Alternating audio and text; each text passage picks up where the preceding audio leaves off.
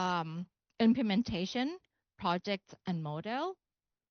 And I can identify like 13 key model. So covering from the inclusion, education skill, innovation, sustainability, governance skill, and even like governance and monitoring process. And this is the map that we pin each category and each model. And when we look closer to the successful model throughout these 13 archetypes, we have found the three distinctive, most prevalent models. The first one is about social cohesion and solidarity. It take like 9.12% across the world. And as I said before, city like Cork Island, who like win the award twice, they focus on the social cohesion. The second place is governance and monitoring. Monitoring would cover 7.98%. Mega city like in Beijing or Mexico City adopt the learning system as part of into the large scale urban management. The third place is about education and skill, take like 4.56 overall, like such as like city inside the area that align learning directly with industrial labor need. This is the three top category of the successful model across the globe.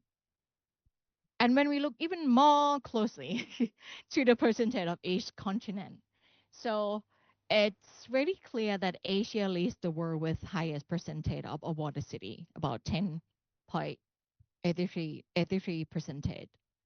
And Europe follow with Europe, so it's about 9.12, and Africa, uh, and after that it's South America and North America.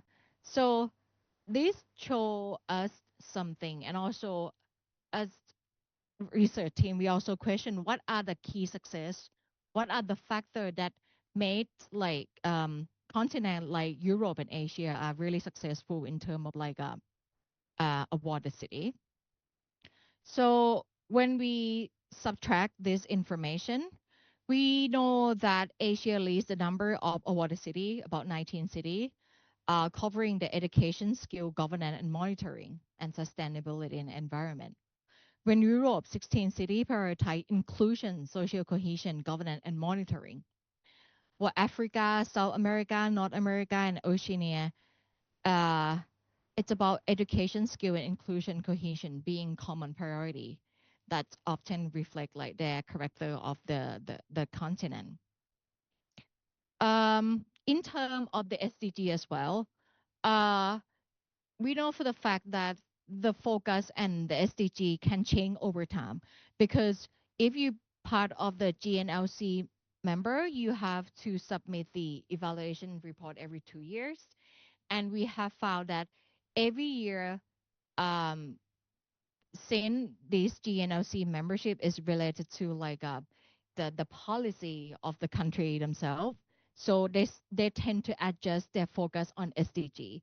Primarily, like the early award city, were focusing on SDG 4. Definitely is directly related to the education, quality education. But the big change happened after the COVID time. Cities start to look at other SDG about decent work and how to make city more resilient through sustainability. Um, so when we look at this, we can see the trend of like the shift of the SDG focus, which I think like it will keep changing depend on the situation of the world.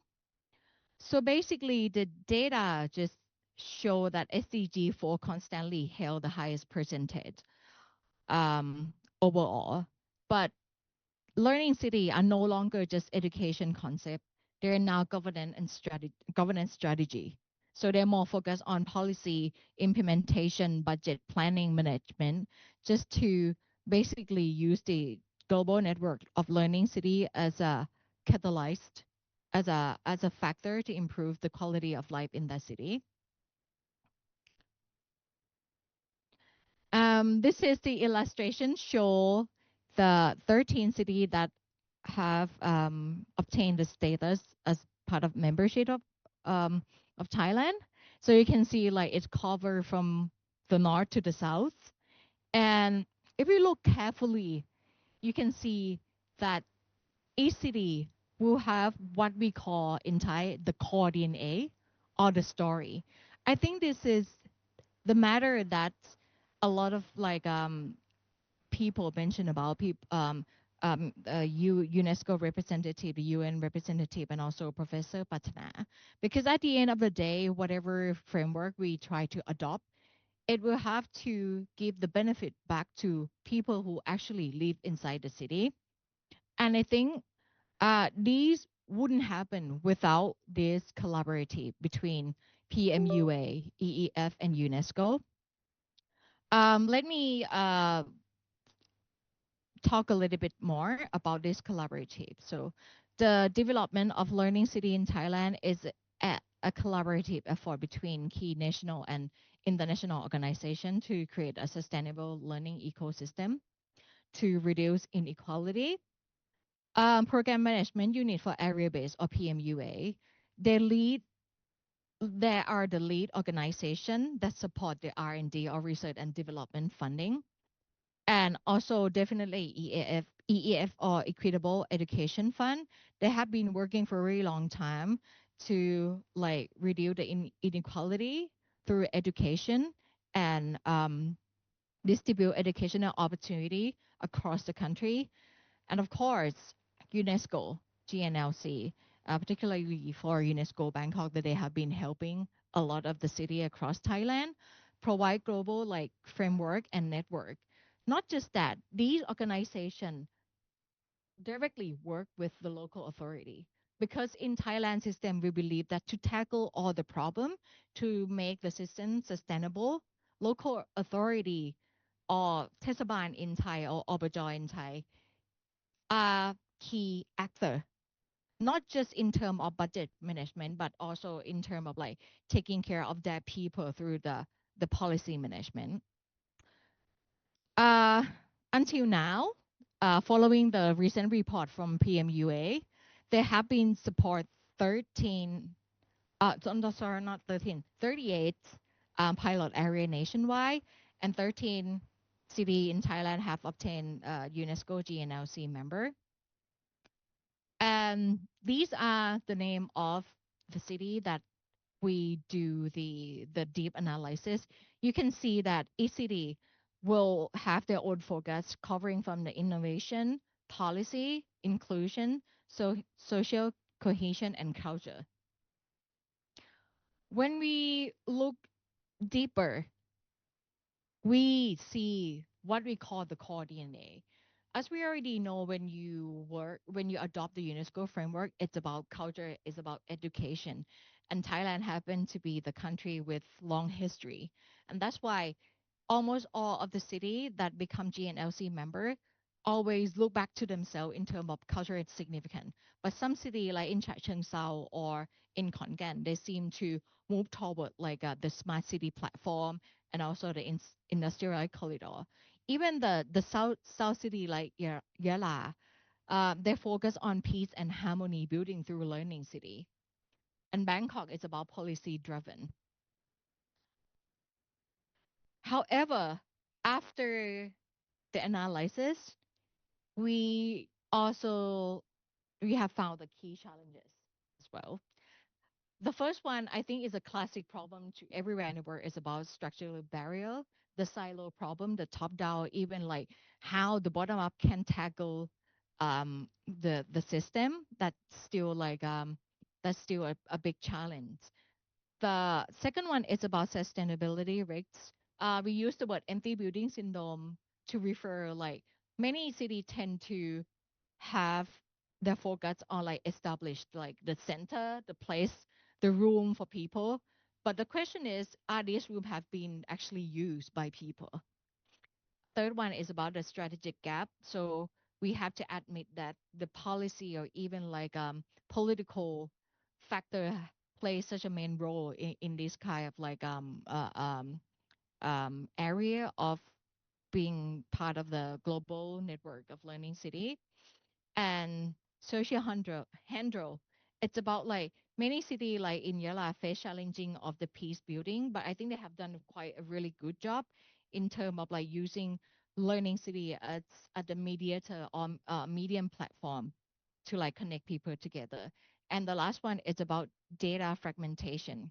So to tackle this, we believe that partnership over hierarchy should be the first one that we every city have to look at it. The second one is about resource sharing. That now we live in the world where data is really important and resource is really important to share among each other. So to leverage like social and a lot of things, even just to move toward the inclusion, we think resource sharing is very important. And the last one is that it's about community ownership. At the end of the day, community have to feel like they are the owner of their own area, and they have to believe that they live in the city that they can learn through their life. Okay, lastly, this is the key takeaway. So we know that the award-based benchmark now, after like doing research like for quite some time and work with like the information across the globe, we found that like not just Thai city, every GNLC member should focus more on like tangible implementation model. And of course, one of the most challenging thing, uh, particularly maybe for Thailand, it's about monitoring and evaluation. We need this system to be more legit. And I think M&A will help move the city from qualitative to quantitative data driven. Policy and governance, of course. We believe that Awarded City have already proved that learning is a permanent governance strategy. And through like the policy planning and learning budget into a annual municipal financial cycle, what is important, another thing that also important is the tangible beneficiary. So whatever we do in the city, we have to be able to prove that how many people have actually benefit from this project, and do the budget or whatever we spend, I really go back to the people who pay tax for government. The fifth one is about strategic DNA. I think every city need to find their own value and understand their significances and coordinate before before they can identify what are good for their lifelong learning. And last one, it's about overcoming the structure silo, right? I think many countries across the world facing the same problem, but I also believe that being GNLC member open the opportunity for community people to stand up for themselves and tackle this silo system. So I would like to end with this. So at the end of the day, this is what we want to see in our city.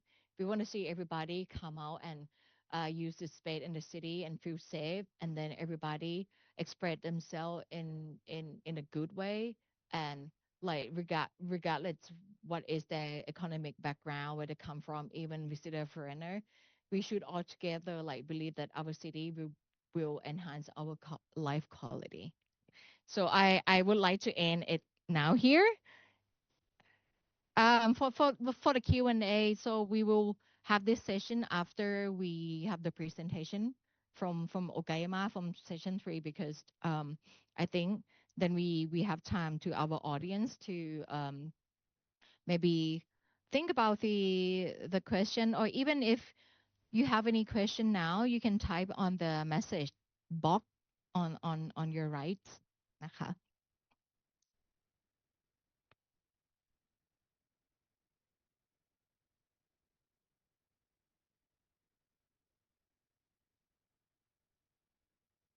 Okay, we really good at times. So I would like to welcome the representative from UNESCO Bangkok, Ms. Rika Yorosu, on the floor. And again, I can't thank UNESCO Bangkok enough to like participate with this event, and then they're very like generous to like offer help for the moderation because they are more professional than us. And like Please welcome Miss Riga Eurosud on the stage, and then the floor is yours for the session 3. Okay, thank you very much, Kun Ajirapa. Actually, thanks is actually to the Thailand's Knowledge Network Institute and Chiang Mai University for organizing this very good occasion for learning cities to come together to share and to learn. So without further ado, I'd like to invite my colleague from UNESCO Institute for Lifelong Learning, Ms. Edith Hammer. She will be presenting some good promising practices across the learning cities around the world. Is she online? Is Edith? Ah, yes. Hello, good afternoon, everyone. So thank you, Rika, for the kind introduction. It's a pleasure to join you all today. And I also want to begin with sincerely thanking the organizers and hosts for the opportunity to speak, but more so for organizing this important event, for bringing together such an engaged community of lifelong learning enthusiasts, practitioners, and policymakers. So I think this dialogue is really essential for peer learning, for strengthening learning cities in Thailand and beyond.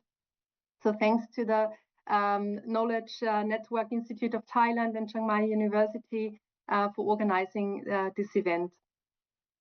I will be very pleased to provide an introduction and some snapshots into the good practices of award-winning cities within the global network of learning cities. I think with the presentation, I will introduce the UNESCO Learning Cities Award and provide some insights into the cities that have made outstanding achievements within their time of being part of the network. And with the presentations that will follow, we will have the chance to have a more in-depth look into Okayama, for example. So please consider my presentation as an introduction to these more in-depth presentations. So I will share my screen.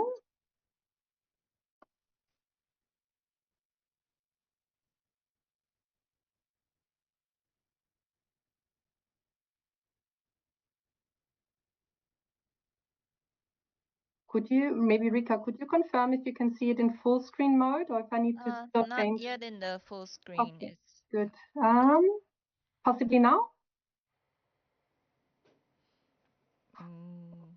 not.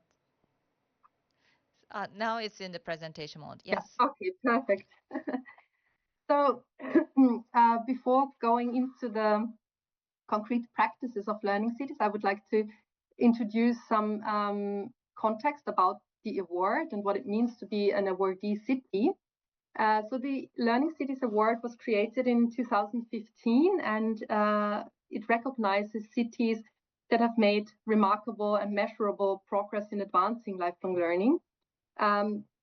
It is not a financial prize. That's important to say. It's a highly respected global recognition that highlights cities in demonstrating innovation, inclusion, sustainability, and strong governance in learning city development. So far, the award has been presented in 2015 when it was first conferred, and then 2017, 2019, 2021, and 2024.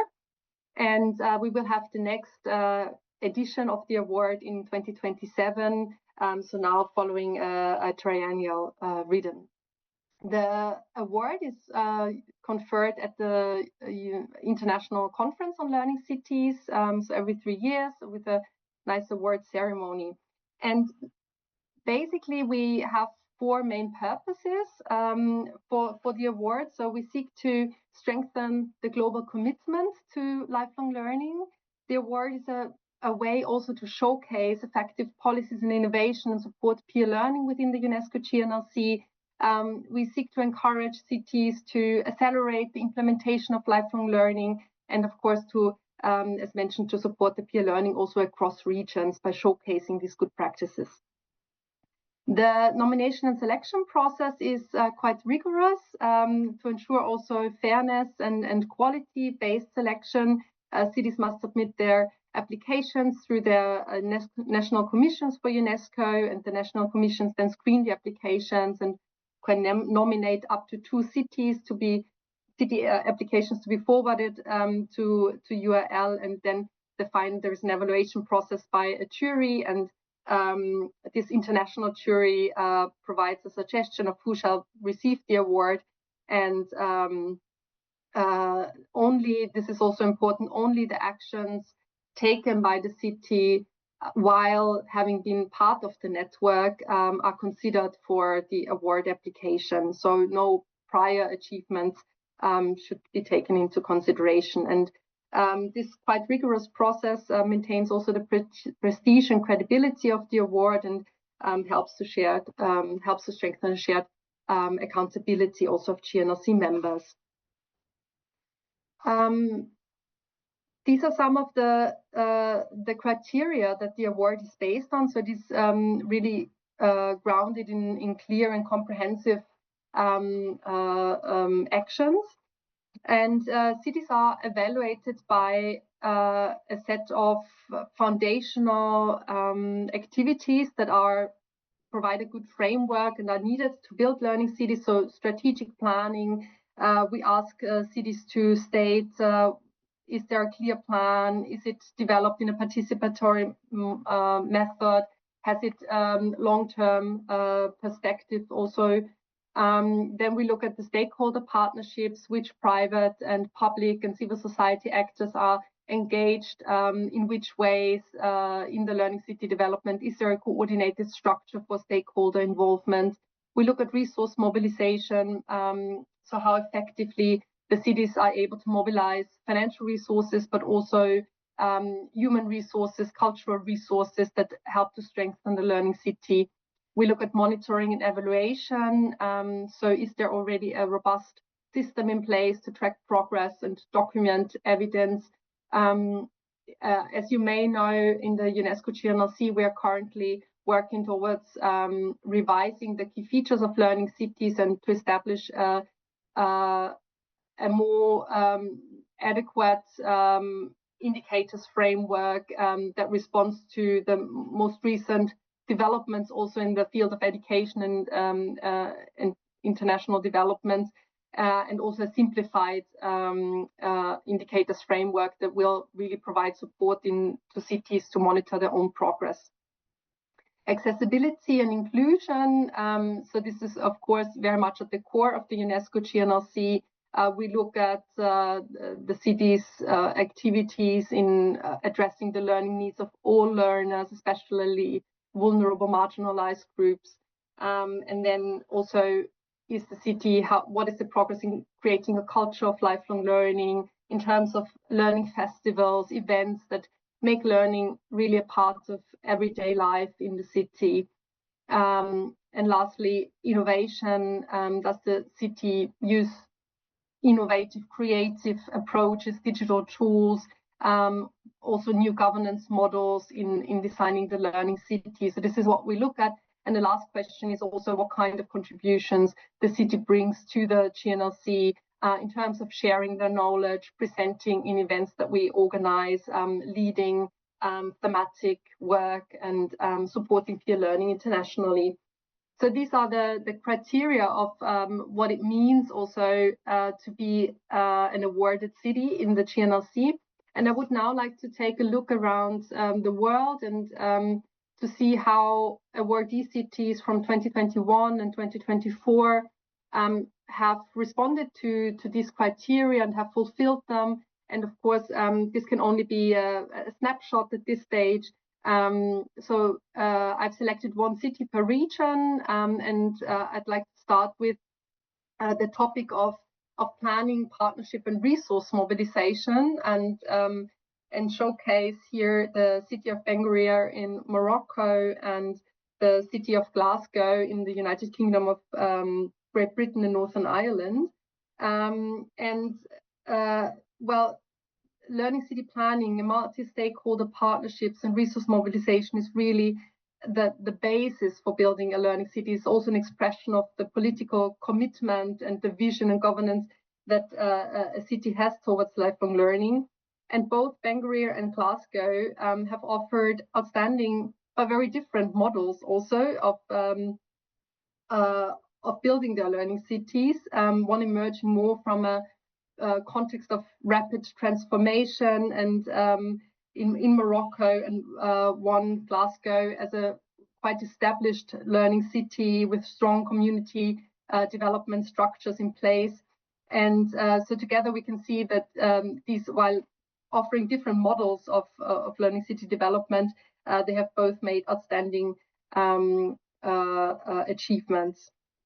So when looking into Bangalore, they have built strong partnerships, particularly with Mohammed VI Polytechnic University, but also the Ministry of Education strongly involved, several foundations and local associations, and they have established a strong coordinated structure. There has been an increase in the lifelong learning budget by 164% from 2023 to 2024, which also is an expression of a political commitment to provide the funds for the lifelong learning promotion.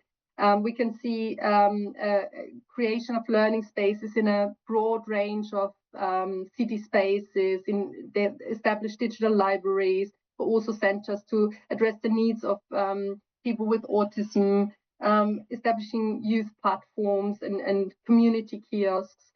And there's also a strong focus on the reintegration programs for second chance schooling, serving many different learners. In addition to that, we can also see that festivals and youth programs have helped to bring lifelong learning to thousands of participants every year. Similarly, with some difference we can see in Glasgow. Glasgow has is as I mentioned, a quite long-standing learning city, and has created a broad structure of what is called the Glasgow Learning Cities Working Group, involving 20 institutional partners, which also aligns citywide initiatives across education, culture, health and innovation. They have made available opportunities also for other partners to express interest in becoming part of this learning city movement, and it's very low-level possibility of registering on the Glasgow Learning City website and express interest to be part and also help shape the learning city for institutions and all kinds of partners who are interested. The city has deeply integrated their learning city development into the urban development strategies, including through innovation districts and also climate neutral urban planning. The Glasgow has also been a host of the COP 2026 several years ago, and is very committed to sustainable development and climate action. Through its coordinated community learning and development strategic planning, Glasgow delivers inclusive programs across literacy, digital skills, health, addressing the needs of a broad range of learners in families, young people, and to the community. And what is really particular about Glasgow is the level of holistic planning, of bringing the different sectors and elements together, and in that way really helping to both support the green transition, but also cultural vibrancy and social equity. What I would say is outstanding for the two examples is the comprehensiveness and solid planning and resource mobilization that we can see here. Moving to another topic that is one of the key criteria is the level and comprehensiveness of monitoring progress in learning city development. And I'd like to showcase here one example from Wuhan, from the People's Republic of China. And Wuhan has received the Learning Cities Award also in recent years. And it has been designated as one of China's first national pilot cities for monitoring learning city development. And this has positioned the city as a leader in evidence-based lifelong learning governance. So to guide this work, Wuhan has developed the Wuhan Learning City Construction Monitoring Guiding Indicator System. And it has this system includes 5 primary indicators, 15 secondary indicators, and 62 tertiary indicators, which cover organizational support structures, the development of lifelong learning education and lifelong and learning service systems, community and international learning environments, sustainable urban development, and also the city's learning-oriented innovations. To manage the process of monitoring, Wuhan has established a leadership group for monitoring. This group of experts is responsible to oversee all aspects of data collection, coordination with different departments, reporting cycles, and also the alignment of the monitoring with the broader educational, environmental, and social development goals. The city has also issued a formal Wuhan Learning City Construction Monitoring Project practice work plan, which sets out the principles, tasks, and division of responsibilities for each of the participating bodies involved in the monitoring process. The monitoring data reporting system that is in place in Wuhan is citywide. The government departments, cultural institutions, and education providers and social organizations regularly submit quantitative and qualitative data. This information is compiled into annual monitoring reports, enabling Wuhan to evaluate progress, identify areas for improvement, and refine policies and programs accordingly. And the framework is aligned with the key features of learning cities and also with the sustainable development goals, and therewith ensuring that the framework also corresponds to broader global priorities. So this monitoring framework not only serves as a reporting tool, but really as a strategic engine to guide Wuhan's lifelong learning development. It ensures the transparency and accountability, continuous improvement by being also accompanied by this expert group leading the process. So it's a really excellent example of how systematic monitoring can support dynamic and inclusive learning city development. And now the third and last area that I would like to look into is how award cities have been able to support the developing a culture of lifelong learning, making learning more accessible, and supporting innovative approaches to learning within the particular contexts, which we know are very different across regions and cities.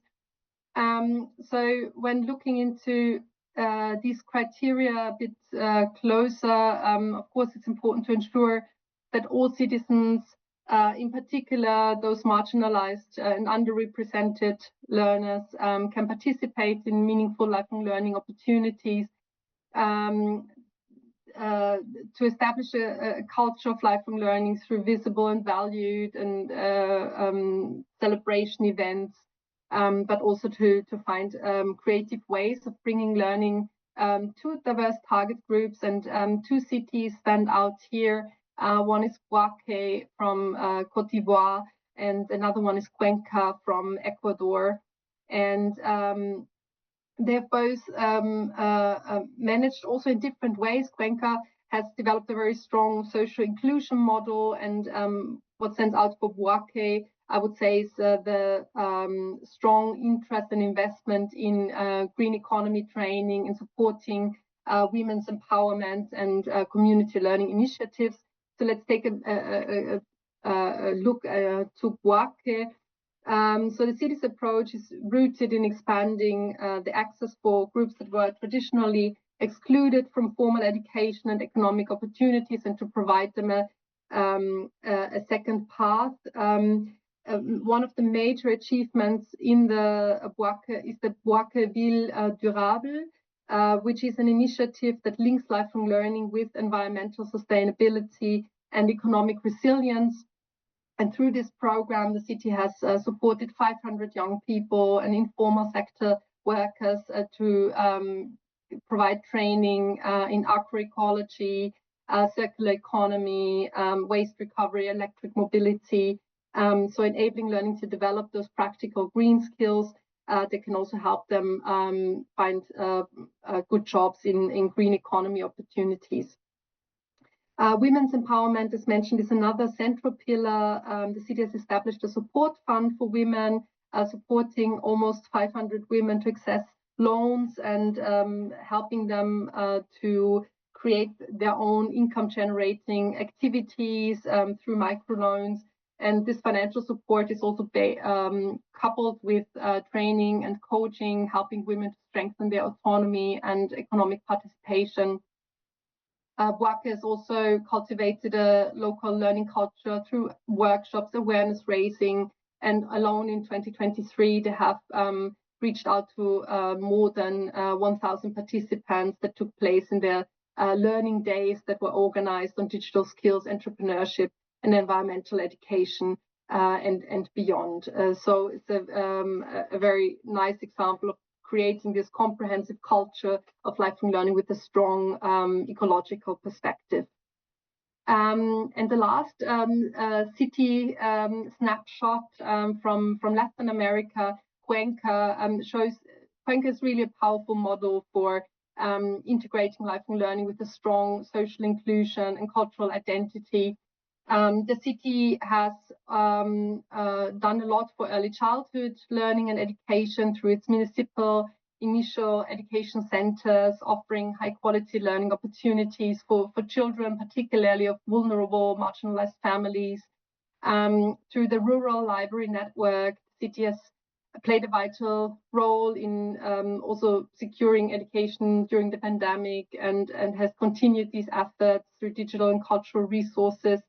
There have been investments in cultural prosperity centers, promoting arts, ancestral knowledge, science and technology. And Cuenca has also received international recognition for being a smart and sustainable city. So the awards go beyond the UNESCO GNLC, but the city has really grounded its identity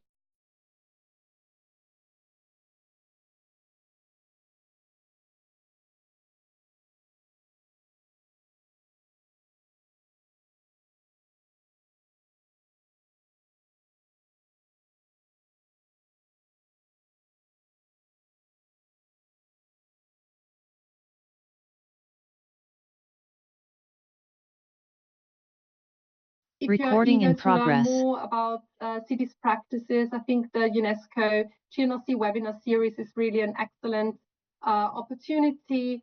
Please sign up to either participate in the webinar series, but also to present your own practices if you are a UNESCO Learning City. The series is on a monthly basis and goes on throughout the year, and we warmly invite you to join us there. Thank you so much. Thank you, Edith. And particularly for Thai participants, I'd like to share that the webinar organized by UIL, our partner PMUA, has been translated into Thai, so you can also listen to the Thai version. But we would also like to have more Thai cities joining the webinar in the global webinars. Okay. We will go to the next speaker and then open for some Q&A. May I invite Ms. Sachie Kumano, the SDG and ESD Promotion Division of Okayama City. The city has been a member of the Learning Cities and as well as a very strong and dedicated city promoting education for sustainable development in Japan. Over to you, Ms. Kumano-san. Thank you very much for your, can you hear me?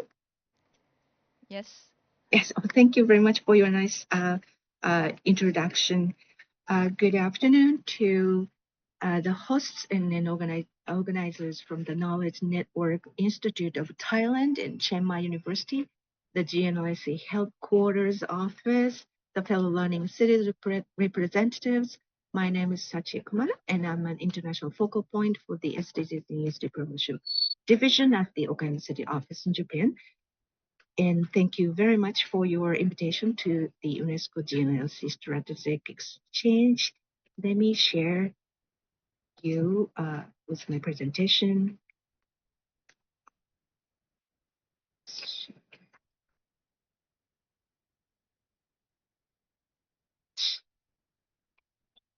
So it's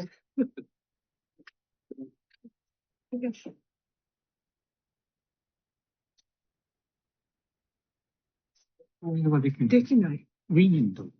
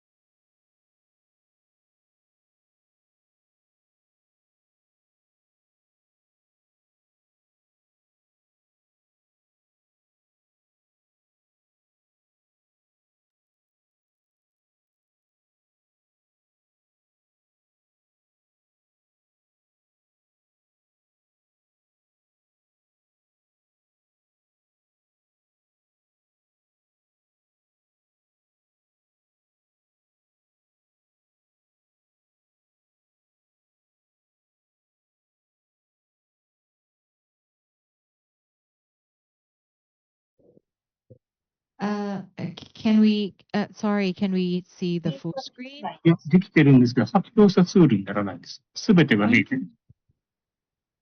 一回消したけど。あ、そうです。それはそうです。あ、で、最初から、そうです。そうです。これでいけるはず。あ、大丈夫です。Oh, okay. I'm so sorry to taking too much time of yours.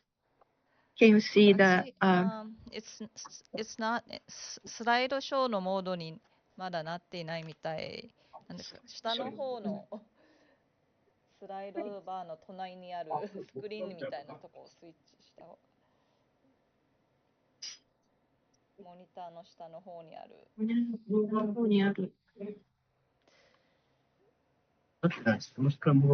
コメントの隣の4つ目です。コメントの隣の隣の4つ目。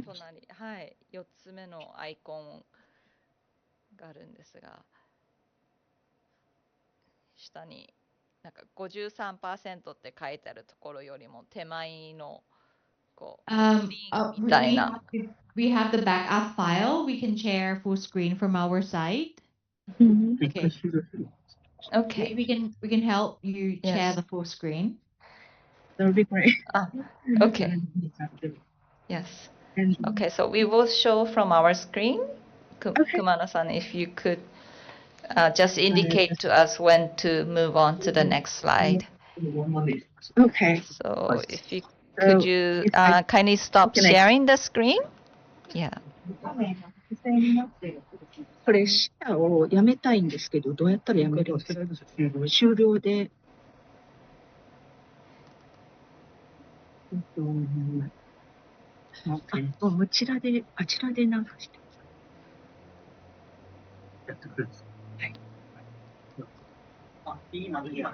Okay, I think it looks good now.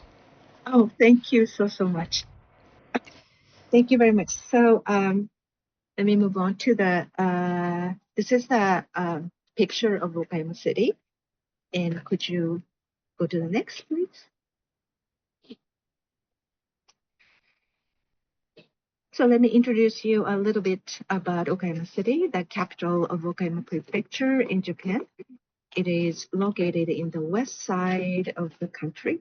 Next, please.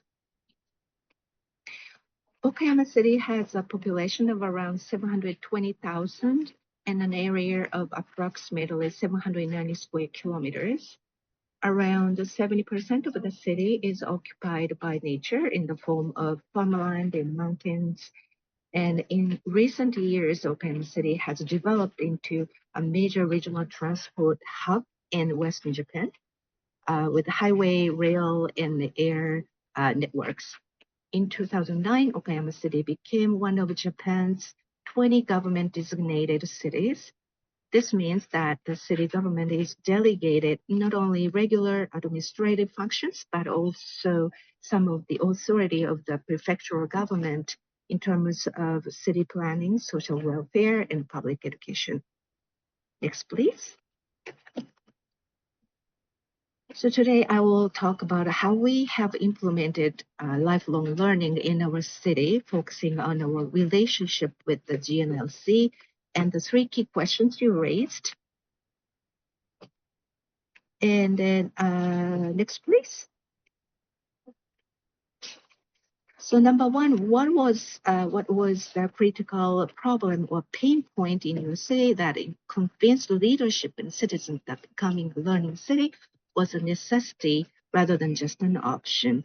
And how did you build that initial collective mindset? So I will explain how Okayama City became a learning city and what the circumstances were like at the time. Next, please. So Okayama City joined the UNESCO GNLC in 2016, just a year after the GNLC was established by UNESCO. The following year, 2017, we received the UNESCO Learning City Award. The city is currently involved in the ESD cluster in GNLC. So prior to joining the GNLC, Okayama City had been actively implementing and promoting ESD for about 20 years. The city has been part of the national and international networks such as RCE, Regional Center of Expertise on ESD, the UNESCO Creative Cities Network in Literature, and the OECD Champion Mayors for Inclusive Growth Initiative. Next, please. So before discussing the ESD initiatives undertaken in Okayama City, I would like to briefly explain what ESD is, as some of you may not be familiar with the concept. ESD stands for Education for Sustainable Development.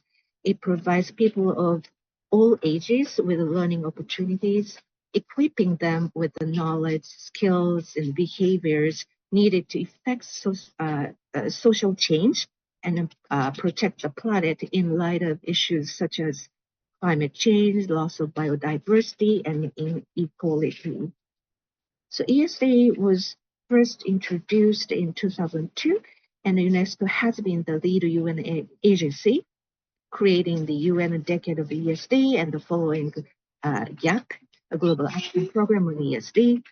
Since the SDGs were adopted in 2015, ESD has been positioned as one of the SDG targets, ensuring inclusive and equitable quality education and promoting lifelong learning opportunities for all, as well as being a key enabler in achieving all SDG goals and targets.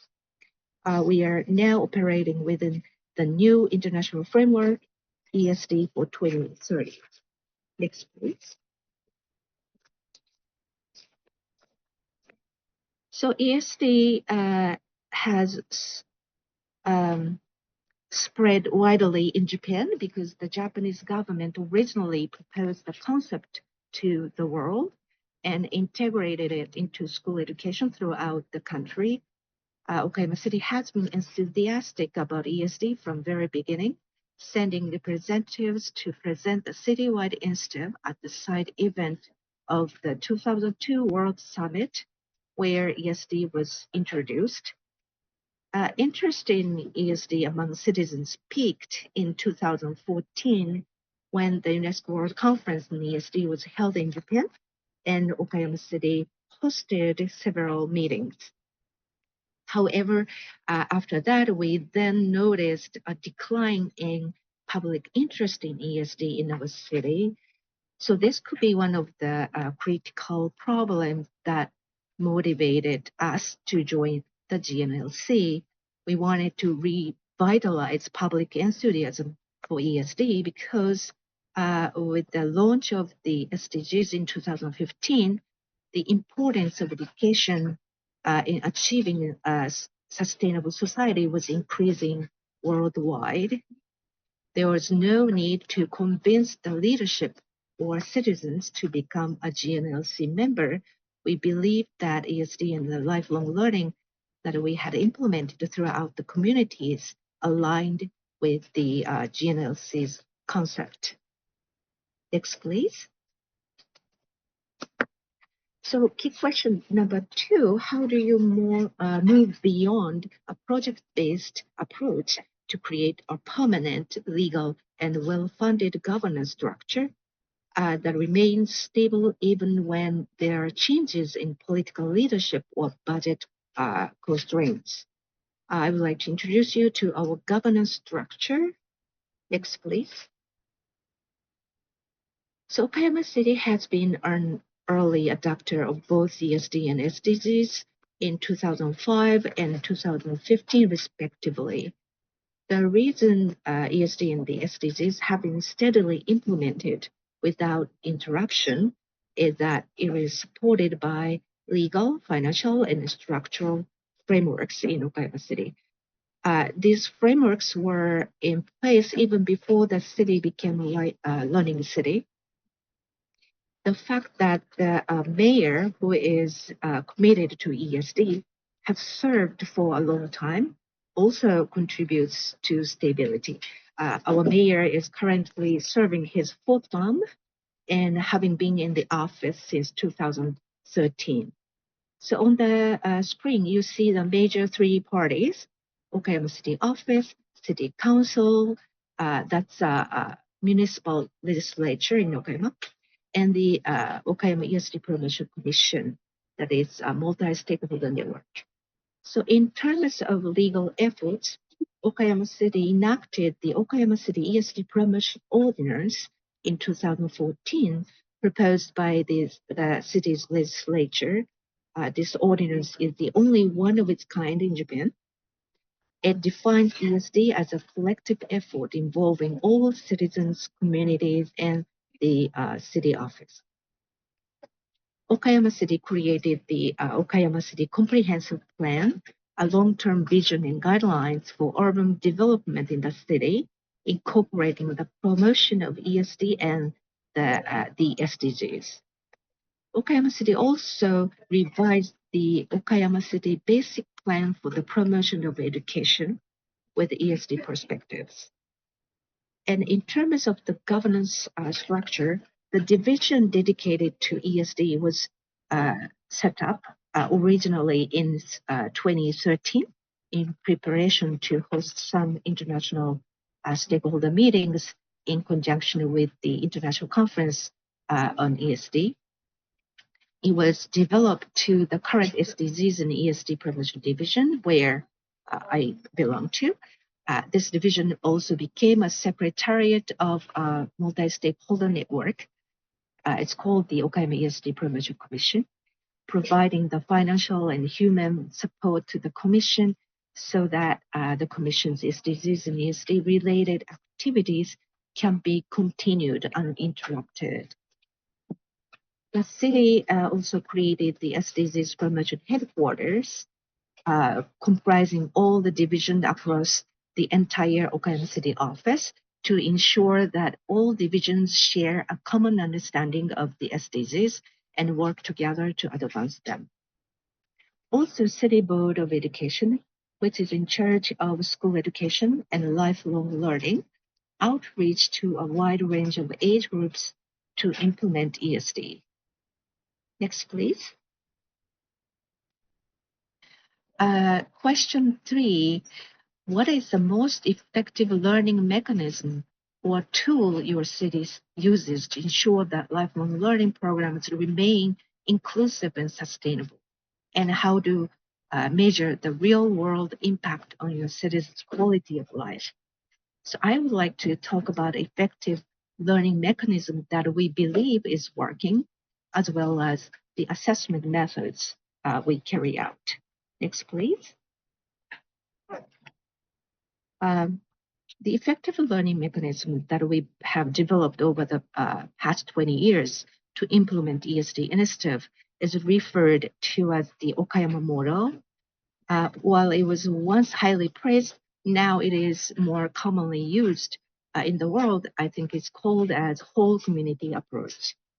So number 1 is we have place to implement ESD.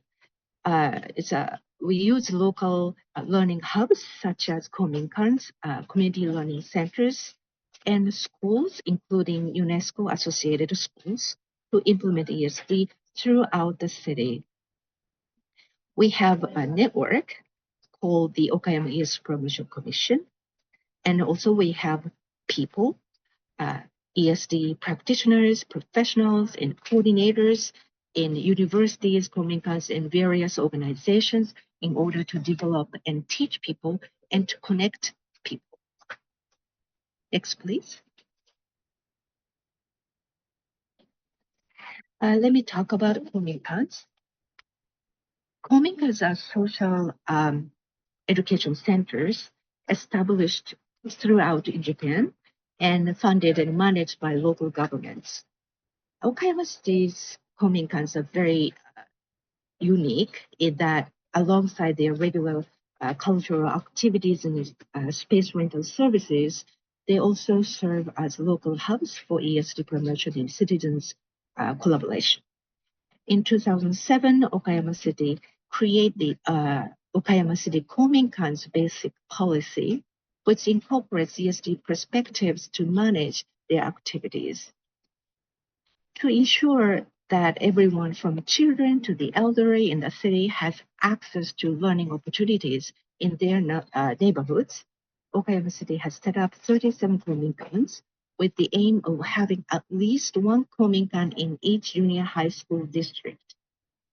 All kominkans are managed by Kominkan Promotion Office of Okayama City Board of Education and assigned dedicated staff, including a social education specialist. So each kominkan, with coordination from a social education specialist, local residents, schools, businesses, and POs, and other groups collaborate to learn and work together to address local issues such as environmental conservation, disaster prevention, multicultural understanding, and the needs of an aging society. Next, please. About promoting ESD in schools, in national level, Japanese government added ESD perspective in the national curriculum standards for kindergartens, elementary schools, lower and upper secondary schools, and schools for special needs education, and started it to implement it in 2018 academic year. Within the Okayama City school systems, the City Board of Education enhances children's learning to help build sustainable society by connecting schools from preschool to the secondary level. It also expands their learning experiences by fostering connections with families, local communities, kominkans, and local businesses. Next, please. Okayama City encourages schools to become UNESCO associated schools, which has ASP.NET, a global network of educational institutions in the world to promote peace, international understanding, and sustainable development. There are 60 UNESCO associated schools, ranging from elementary school to high schools in Okayama Prefecture, mainly in Okayama City. And Okayama has one of the highest numbers of UNESCO associated schools in Japan. And in 2014, the International Forum on the ASP.NET was held in Okayama City. Following year, Okayama UNESCO ASP.NET High School Network was formed to connect 11 high schools in Okayama and encourage students to learn and act together for the SDG themes.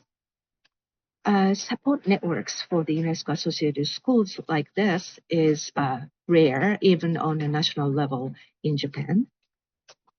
And this network is managed by a chair school, and is voted by Okayama University's ESD Promotion Center with their students and alumni volunteers and the Okayama City office and also the Okayama ESD Promotion Commission. Next, please. Thank you. And let me introduce the Okayama ESD Promotion Commission, a multi-stakeholder network.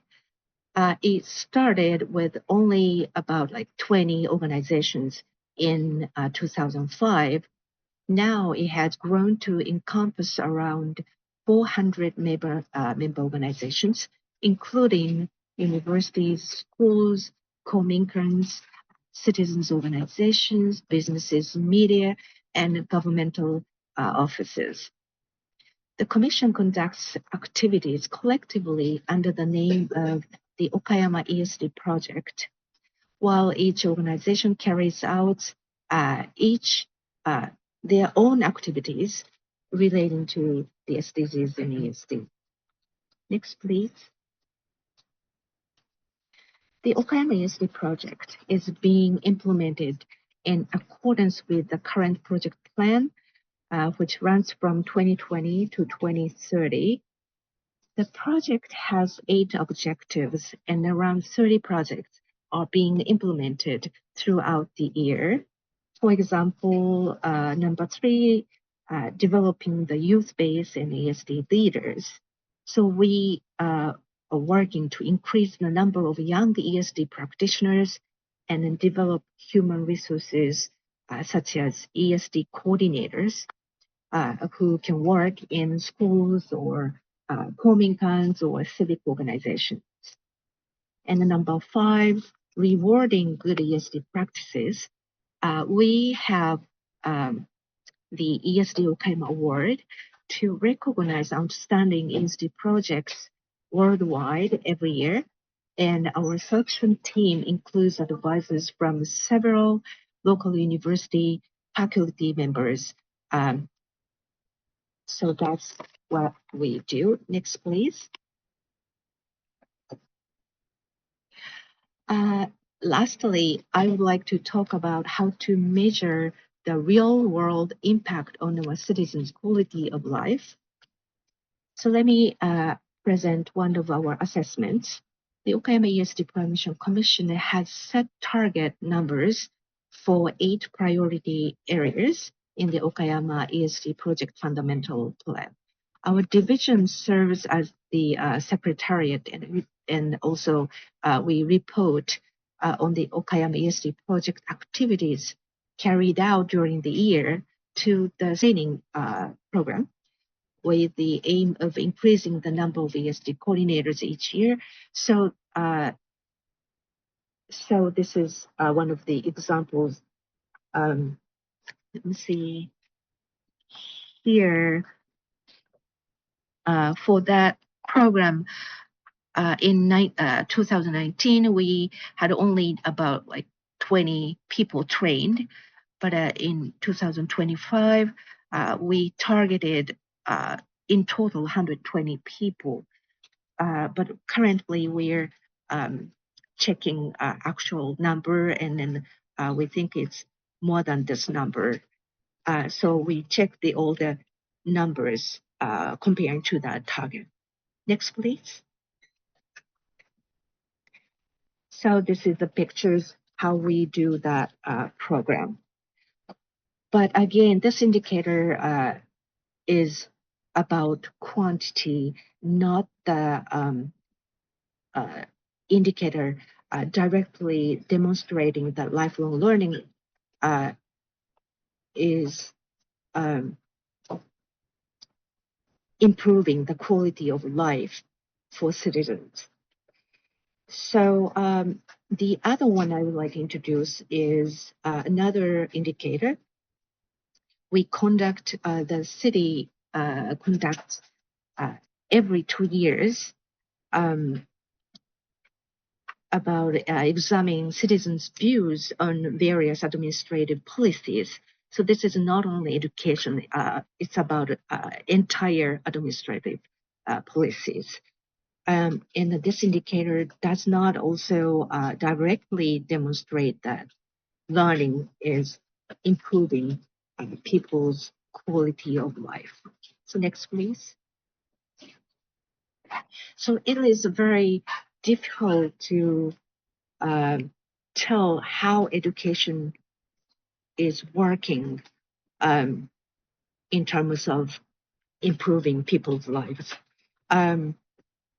I would like to mention another survey we conducted last fall in conjunction with the publication of an online booklet we had commemorating the 20th anniversary of the establishment of the Okayama University Promotion Commission. This features comments from those involved and summarizing our activities over the past 20 years. We commissioned a faculty member at Okayama University to conduct a 20-year ESD effectiveness survey. The results showed that although it is difficult to evaluate the outcomes of education, behavioral changes among citizens were obvious, evident. So this measure assesses whether ESD has led to people's behavioral changes.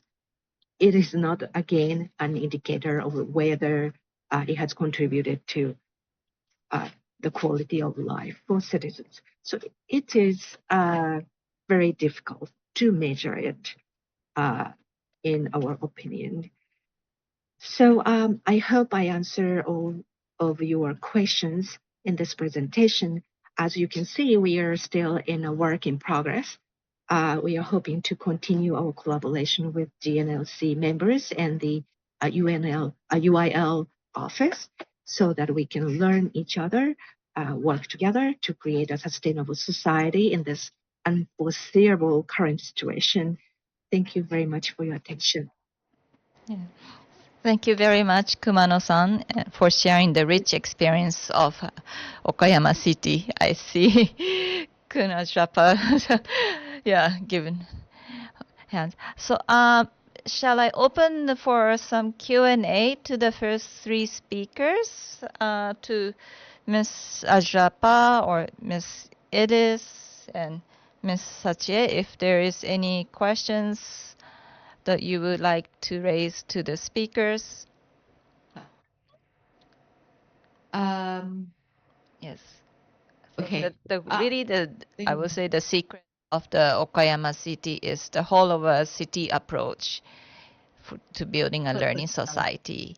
And it's not just involving the educational institutions, but bringing the discussion to the local parliament and also to the different stakeholders in the city. And it's not easy to maintain that for more than 20 years. Yes. Okay. I do have like a few questions, but I don't really want to take a lot of time. So the first thing is what really like very interesting. It's about how you measure the number of the impact, because in many cities it seems like sometimes the number show like quite a high figure, but for Japan, because I can see that to make something that sound like very small to be effective is very difficult. And I see the similarity of the character that Okayama City worked directly with the school within the area, very similar to Chiang Mai City as well. And I think like really very similar to like many municipality across Thailand. So just one question, how do you like measure that figure? Like you collect survey every time you have project or initiative, right? And you also mentioned that you don't talk about like the impact that directly related to lifelong, but it's about behavior change. How this figure and the behavior the behavior change like related.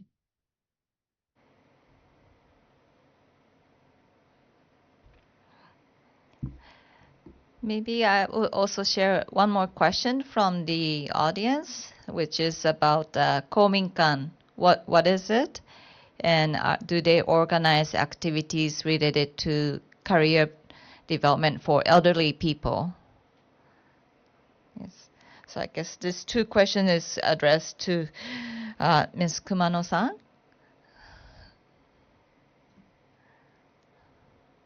Thank you very much for your wonderful questions. And it's so difficult to measure how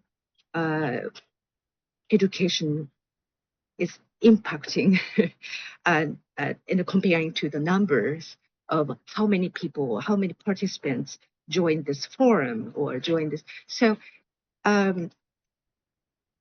so every year we conduct about 30 activities under the Okayama ESD Promotion Commission.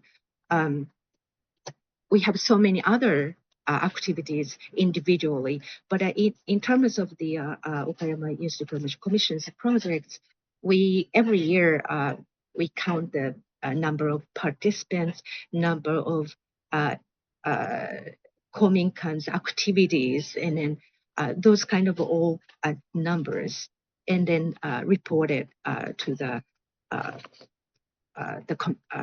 members. But as you said, it's not necessarily about like a high number is more impactful or small number is not so impactful. So it is very hard to measure it. So we discussed this with the Okayama University faculty member, and then to conduct the survey, as I mentioned, and then she also shared that notion, and then she mentioned sometimes it's important to dig into each participant's or each student's experiences and then get their lifelong story and then share it. For example, like one high school student who was learning these SDGs in school and also actively joined the UNESCO associated schools, and then she became a university student, became a leader of as a university student and a leader of like younger people, and then she became now a high school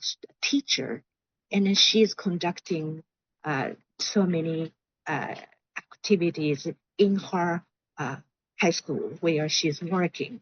So like when we see that person's experiences as a child and student, university students became a teacher, and then we feel like, oh, ESD must be working looking at from individual experiences. So we need to collect all those stories from different students or like individual experiences, and then gather those stories and then find out how it's working. But it takes time, and it takes to see how they grow. Like it takes like 10 years or 20 years until they become adult.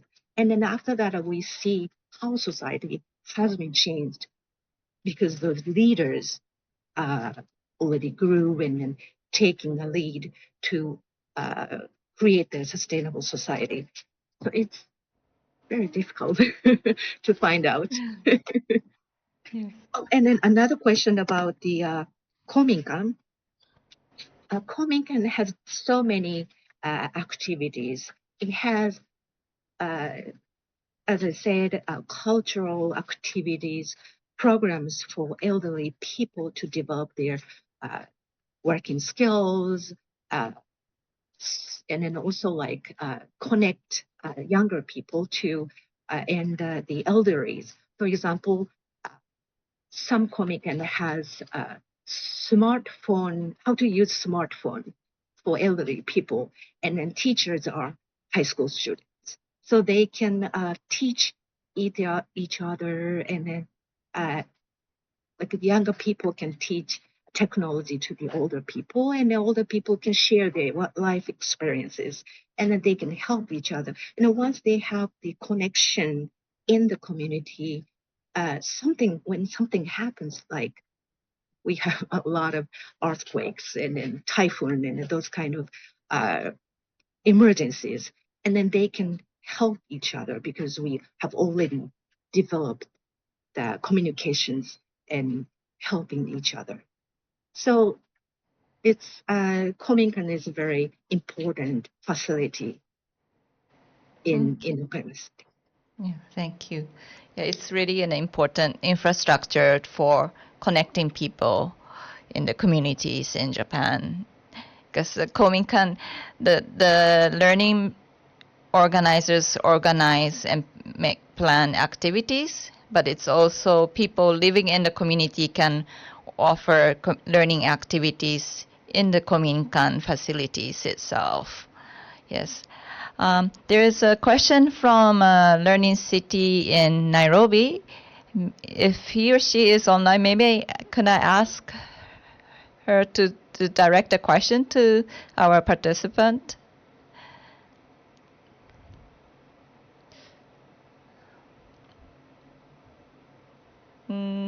Okay.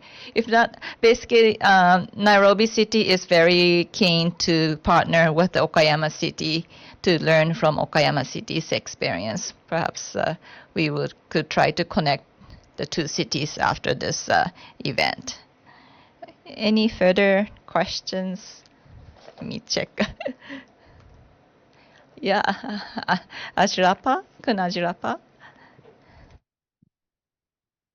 Hello, thank you for your very inspiring presentation on the example of Okayama Learning City. I was interested in the point that you made that there was a kind of decline in interest in the ESD and that was already being practiced and implemented, and that this was one of the motivating factors for seeking GNLC or Learning City membership.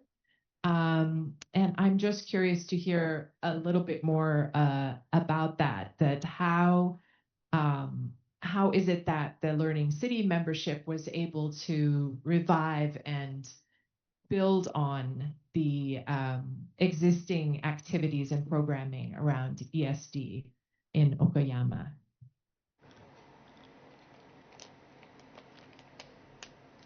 Thank you very much for your question. I was not here in Okayama around the time, so this is something I heard from the people who were here before. So like when we have something big happens, like hosting international conference and inviting all the people from the world, our tension goes up. And then after that, we tend to feel, what a relief. And then kind of we found the decline interest in ESD. And also later, the SDGs became more commonly known. And then it's ubiquitous in Japan. So people are like more interested in SDGs, and it's very like dialect goals and objectives. So it's easier to connect with it, especially in terms of like business, and it's very clear the goals. So so people's mind kind of like shifted. So it's still like that, I think, in my opinion. But becoming a member of a GNLC network, and then also like we are a member of similar international networks. And then last year we had, it's not the GNLC, but a different international conference. And then when we have that, like it's a good timing to get media posters around the city, and then gathering all the related people, like students, organizations, businesses, and then kind of like push them again to like collaborate each other and then like think about education again. So that kind of motivate people get together. So like being international networks such as GNLC, RCE, it's very, we view them as very important. I hope Yeah. Yes, thank you very much. I think there's one more question from Chiang Mai, from Kun Shantalak. And this will be the last question. It's basically, so how is Kominkan bridging the generational gap between the young generation and the older generation, and building meaningful connections between across the generations through learning? Thank you very much for your great question. In Kominkan, they have each Kominkan has different project or programs that can attract young people and older people. Well, to attract young people, they put a lot of efforts to it. They schools, like elementary schools, junior high schools, ask the teachers and communities to gather students to bring students to Kominkan, and also like create interesting programs even to the younger generations. For example, one Kominkan, they have like environmental survey activity, and then bring all the young children to the older people and check their environmental their environments of like water, rivers, and then parks, that kind of things. And then sometimes they pick up the garbage from there together in a survey. What the quality of air, quality of water together, and then put the all information together, and then they discuss how to improve their neighborhood. And then, so like young people's opinions are very important. And then after that, one particular case, young students even had a chance to talk with the mayor. And then all together, we created the new path, new promenade alongside the river, and improve the environment, actual environment. And they have now a little park to enjoy, have fun in the water, and then it's cleaner water. And then they are now encouraged to do better in different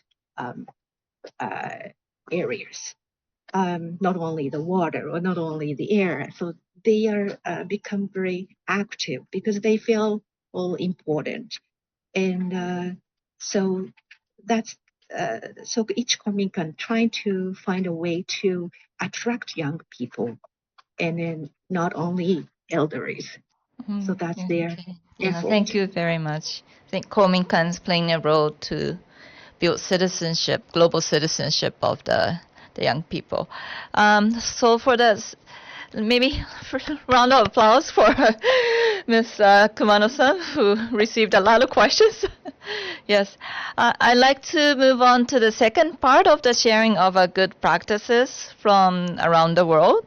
We are moving to Republic of Korea. They have close to around 60 cities which are member of the UNESCO GNLC.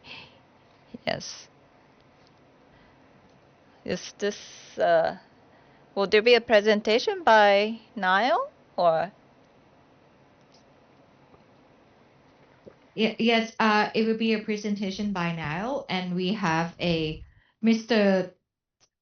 Please excuse me to like read the name correctly. Song Yong Kwan in the presentation. Right. Okay. So then Mr. Song. Yes. Yes. Oh. Right. Okay. Can you hear me? Yeah. Good afternoon, good evening. It's a pleasure to be here. Today, I will present the work of the NILE, the National Institute for Lifelong Education. Our guiding vision is building a creative learning society. South Korea is a global leader in this field. We were a foundational member of the UNESCO GNLC. As of early 2025, we have 56 member cities, the largest membership in the world, and 6 of our cities have received the UNESCO Running City Award. Let me explain what NILE actually does in practice.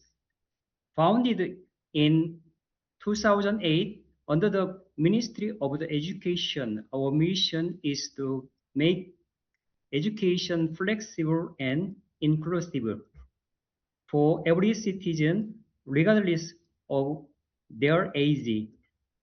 We have 4 primary responsibilities.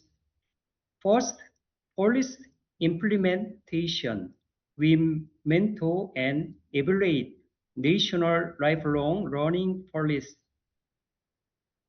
Second, alternative pathways.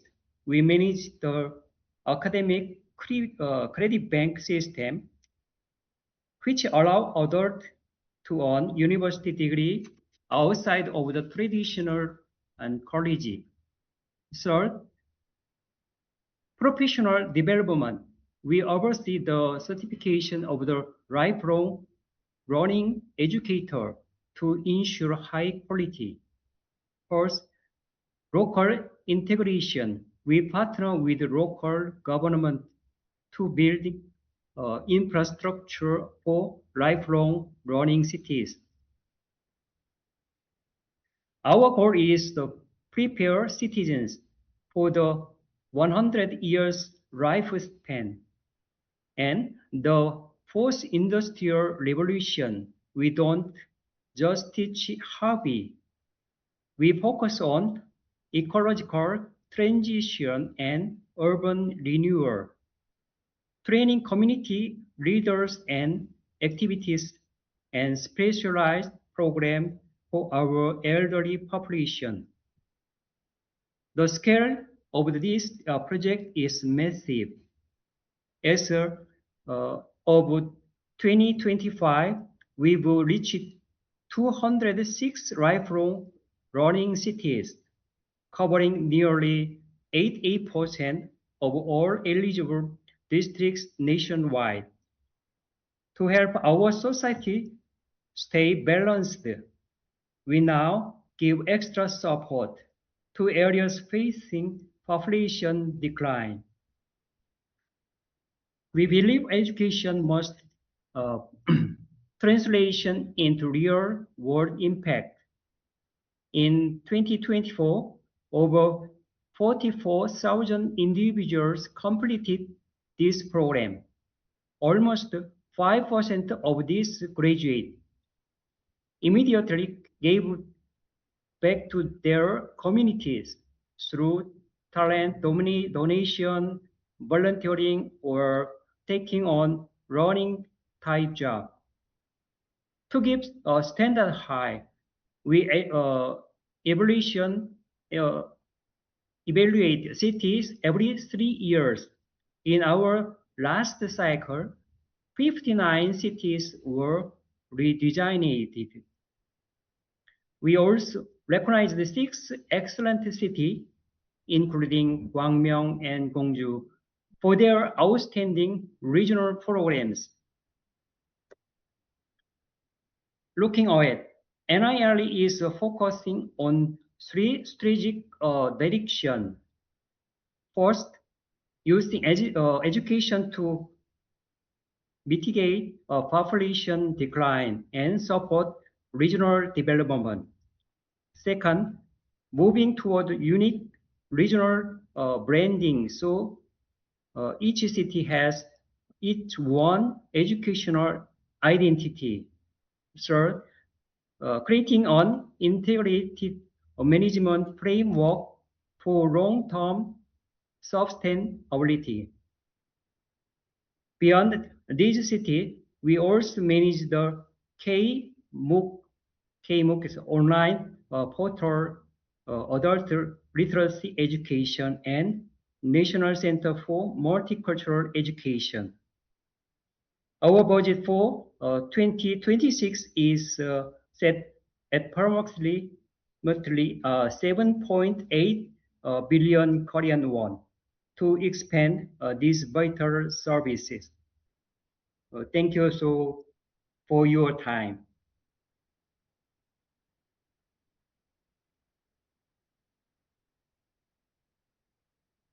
Move on to the cities from Korea to share. Yes. Yes. Yes.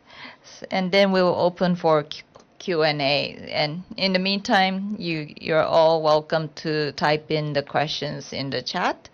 So first question I like to ask is to the learning cities from Korea is, what are the primary factors that is contributing to your city's success in attaining the GNLC award? So please tell us your secret. Yes, may I ask perhaps from Suwon or Osan? Yeah, from Osan City. Yes, Mr. Lee. 네, 오산부터 해주시죠, 선생님. 영어로 질문 읽으시고 답해 주시면 될 것 같습니다. 편하게 하세요. Can you hear me? Yes. Good afternoon. 사와디크랍. konnichiwa. I'm Lee Hyung-seok, in charge of Osan GNLC. We raised two questions. The first question is, what are the primary factors contributing to your city's success in attaining the UNESCO GNLC award? The answer is, I would like to answer the main factors that contribute to the success of winning the Learning City Award. I think the reason why Osan City was able to win the Learning City Award is that Osan City's lifelong education is well connected as a huge lifelong learning ecosystem. Osan City serves as a bridge between Osan City and its citizens by delivering citizens' lifelong education needs. I think I succeeded in winning the award because these factors. Let's move on to the second question. In what specific ways does National Institute for Lifelong Education facilitated university's progress, particularly regarding monitoring and evaluation frameworks?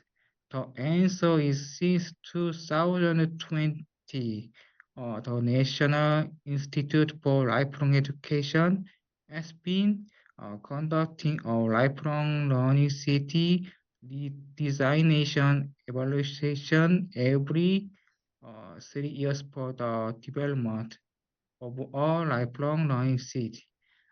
Based on this redesigned evaluation system, Osan City manages the overall performance of the learning city and monitors detailed projects to manage operational performance data.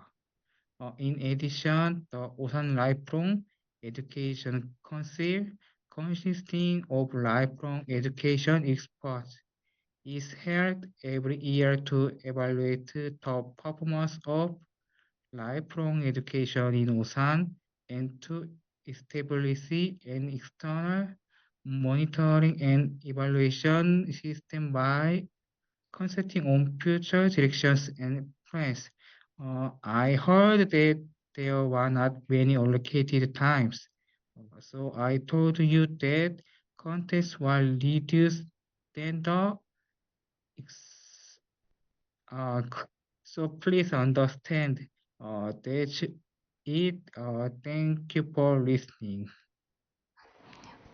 Thank you, Mr. Lee. Do we have another city from Korea, perhaps from Suwon, or 네, nice to meet you. nice hello, Nice to Mr. meet Kim. you. Yes. Number one question. Please understand that my English is not very good.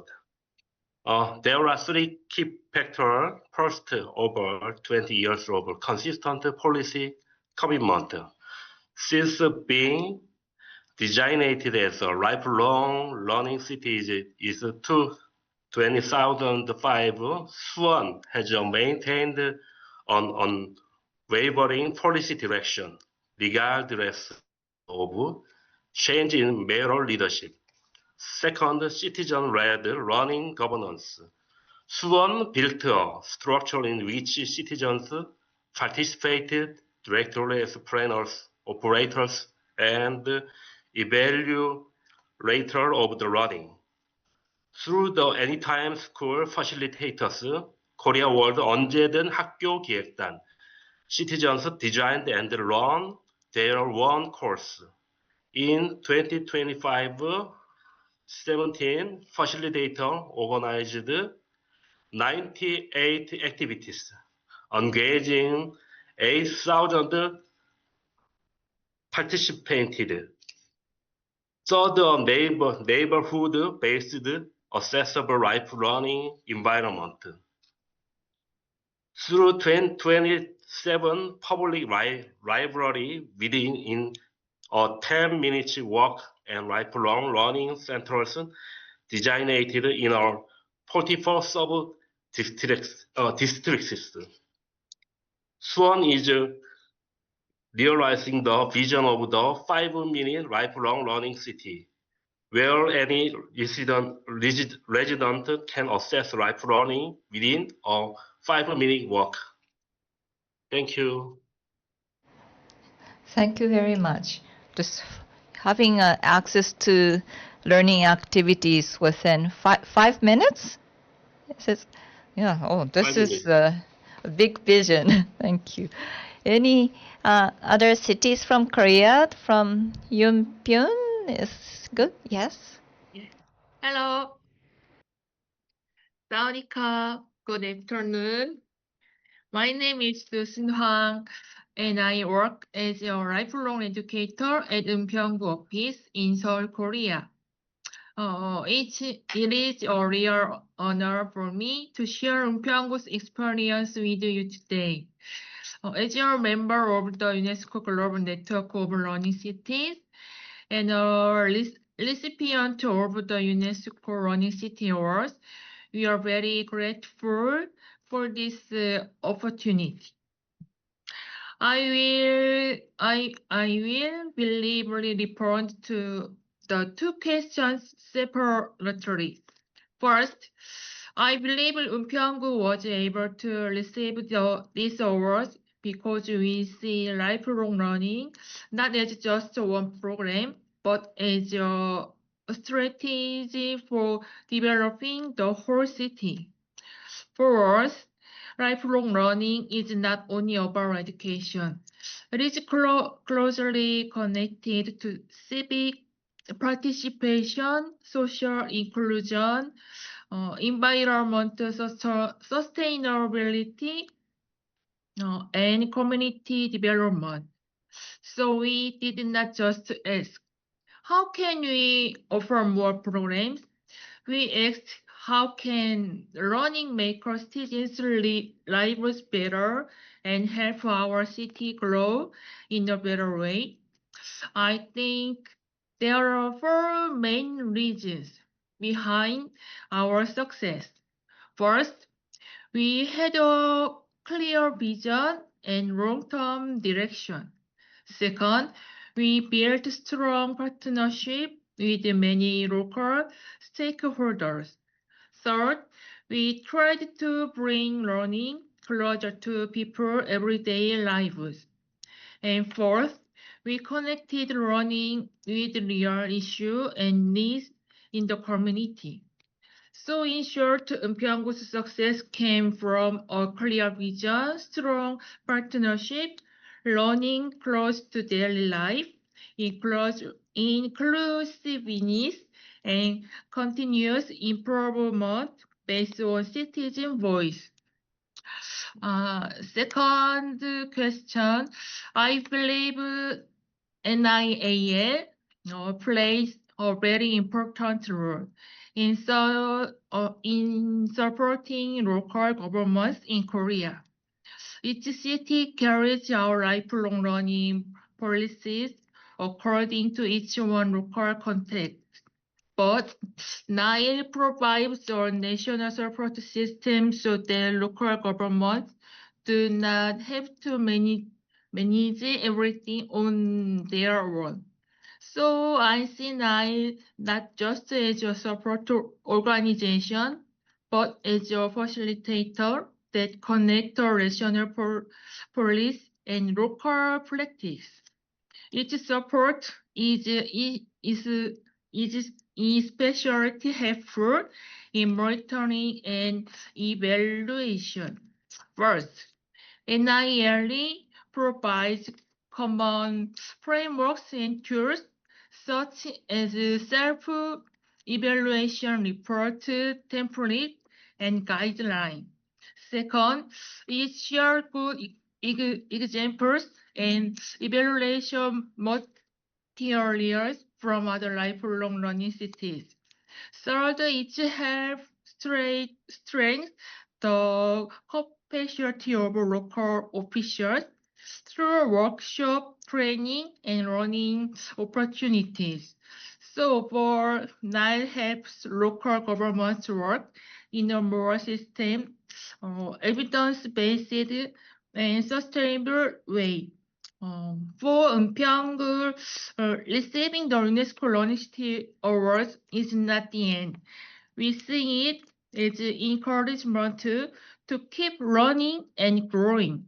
We also believe that the achievement of one learning city become more meaningful when it is shared with others. I hope our experience today can make even a small contribution to building more inclusive and sustainable learning city together. Thank you. Thank you. I really like your keep running and growing because Learning City is one that has no limit on what we can do. Yes. Any other cities from Korea? No? No more? Then may I open for any questions to the speakers from Nile and the three cities from Suwon, Osan, and Yeonpyeong? One from Dr. Bowon. Yes? Yes. This question, 9. Okay, so one. The question to Niall, because once people get the credits from the training offered by Niall, what does it mean in practical terms? Are the credits recognized by the business or the industry? Yes. It can provide an opportunity to serve as community teachers in primary and secondary school in the village and local area, as well as instructor in lifelong learning center, and they may also be invited as community trainer in other regions. I am not exactly sure about specific case connected with the business or industry, but since many companies and university now wish to work with local communities, there are growing possibility to receive joint commission for community project or to help facilitate such a collaboration. Thank you very much. Any other questions? Please feel to raise your hands using the Zoom function. Kun Ajirapa, I see your hands. Yes. Sorry, I probably have a lot of questions just to, not just for Korea, I think like successful awarded city like Okayama or many city in Korea seem to have some kind of like spatial structure that or organization that really established to support learning city across their country. For example, like in Okayama, we have like SDG plus ESD department or like a unit, and it probably equal to like Department of Education in Thai context. And also for the career, they have like an ILE who basically work as a trainer, supporter, or like any kind to support lifelong learning. So maybe this question go back to the career delegate now. Like do you like if a city who have not yet received the status as GNLC member want to receive the status as member, can they directly reach out to an ILE and kind of like do evaluation or training before they apply for it? Because I think this is a very important like organization that help like extend like lifelong learning across the city. And I think it's a question particularly for the Thai context as well, because so many cities rely on university, but we may need some kind of like more serious organization who handle with this situation. Huh. Okay. Would Mr. Song or other cities would like to respond to this? It's in a way it's an open question. Yeah. Yeah. I think Maybe I could share my reflections that the learning cities, they also have to really learn and document their process of implementing and expanding the learning city and constantly improve. And as part of that, if you celebrate being a learning city, it helps people and institutions to document and to share, because really documentation or like Niall's experience was helping with the monitoring and reporting and giving national awards to the learning city. It helps the city to document what has been their achievement and to communicate it to the people and to the awarding institutions. Yeah. Actually, I see one of my friends from Korea, Sunok. Do you want to share what some of the secrets or yes? Anything? Actually, I'm not, part of NILE and also the learning cities, but as long as I can share my experience, actually, I work for NILE as well. So for the request suggestion, I can share you can visit NILE's website, and then they published 2 publications about the GNLC, Korean GNLC members' experience. So you can find out 2 publications, so you can find out some secret of the Korean GNLC member cities. Also, the other question about does NILE can connect GNLC member cities and the other cities who which is not the member of GNLC. Actually, basically, when the Korean cities want to be a member of GNLC, they had to be designated by the Korean lifelong learning cities by MOE. So NILE organizes workshops and other, the conferences annually for the lifelong learning cities designated by MOE. So maybe they can have the opportunities through this kind of activities. Also, we have the other organizations, which is the local Institute for Lifelong Education at the municipality level. So they can make opportunities for the cities. So they can open the chances to exchange their experience between two kinds of cities. Yeah, that's it. Yeah, That's all. thank you, Yeah. Sunok. Yes. I think for learning cities to grow in different countries, the national support, the national government support is definitely useful and important. Yeah. In terms really building what was said in the beginning, the ecosystem, learning ecosystem with the public funding support. Yes. Any other questions, or if not, I'm trying to look at this. Can we go to the next session? And I'd like to thank all the speakers from Japan and Korea sharing your experiences.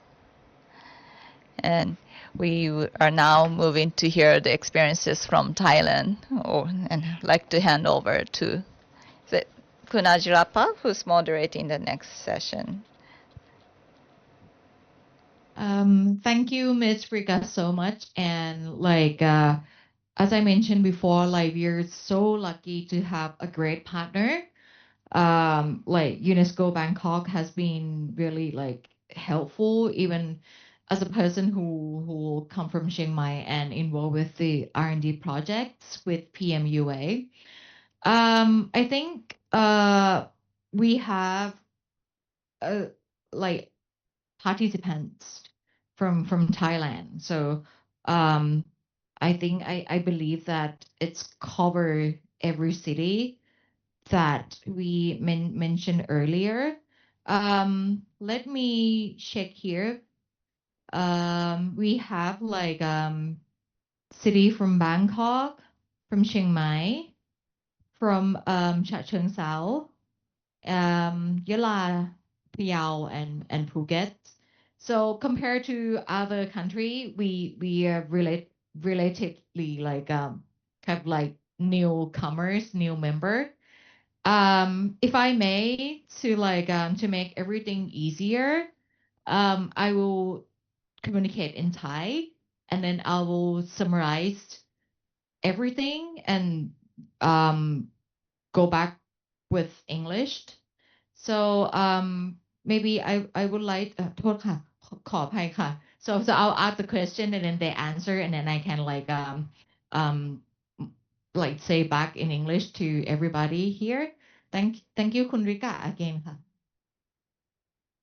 ค่ะก็จะขออนุญาตต้อนรับนะคะเมืองจากตากจากเมืองตากนะคะกรุงเทพสุโขทัยนะคะเชียงใหม่ฉะเชิงเทรานะคะพะเยาแล้วก็ภูเก็ตเข้าใจว่าจริงๆหลายๆเมืองเข้าครบมีเมื่อเช้าเห็นไม่ใช่เมื่อเช้าเห็นทางเชียงรายด้วยนะคะทีเนี้ยค่ะอาจจะขออนุญาตนิดหนึ่งก็คือว่าปกติแล้วทุกเมืองน่าจะทราบดีอยู่แล้วว่าการเป็นสมาชิก GNLC เนี่ยคือเรื่องของ networking เรื่องของการที่เราต้องทำงานร่วมกับระดับนานาชาตินะคะที่ผ่านมาแล้วก็โชคดีที่ได้การสนับสนุนจากบพท.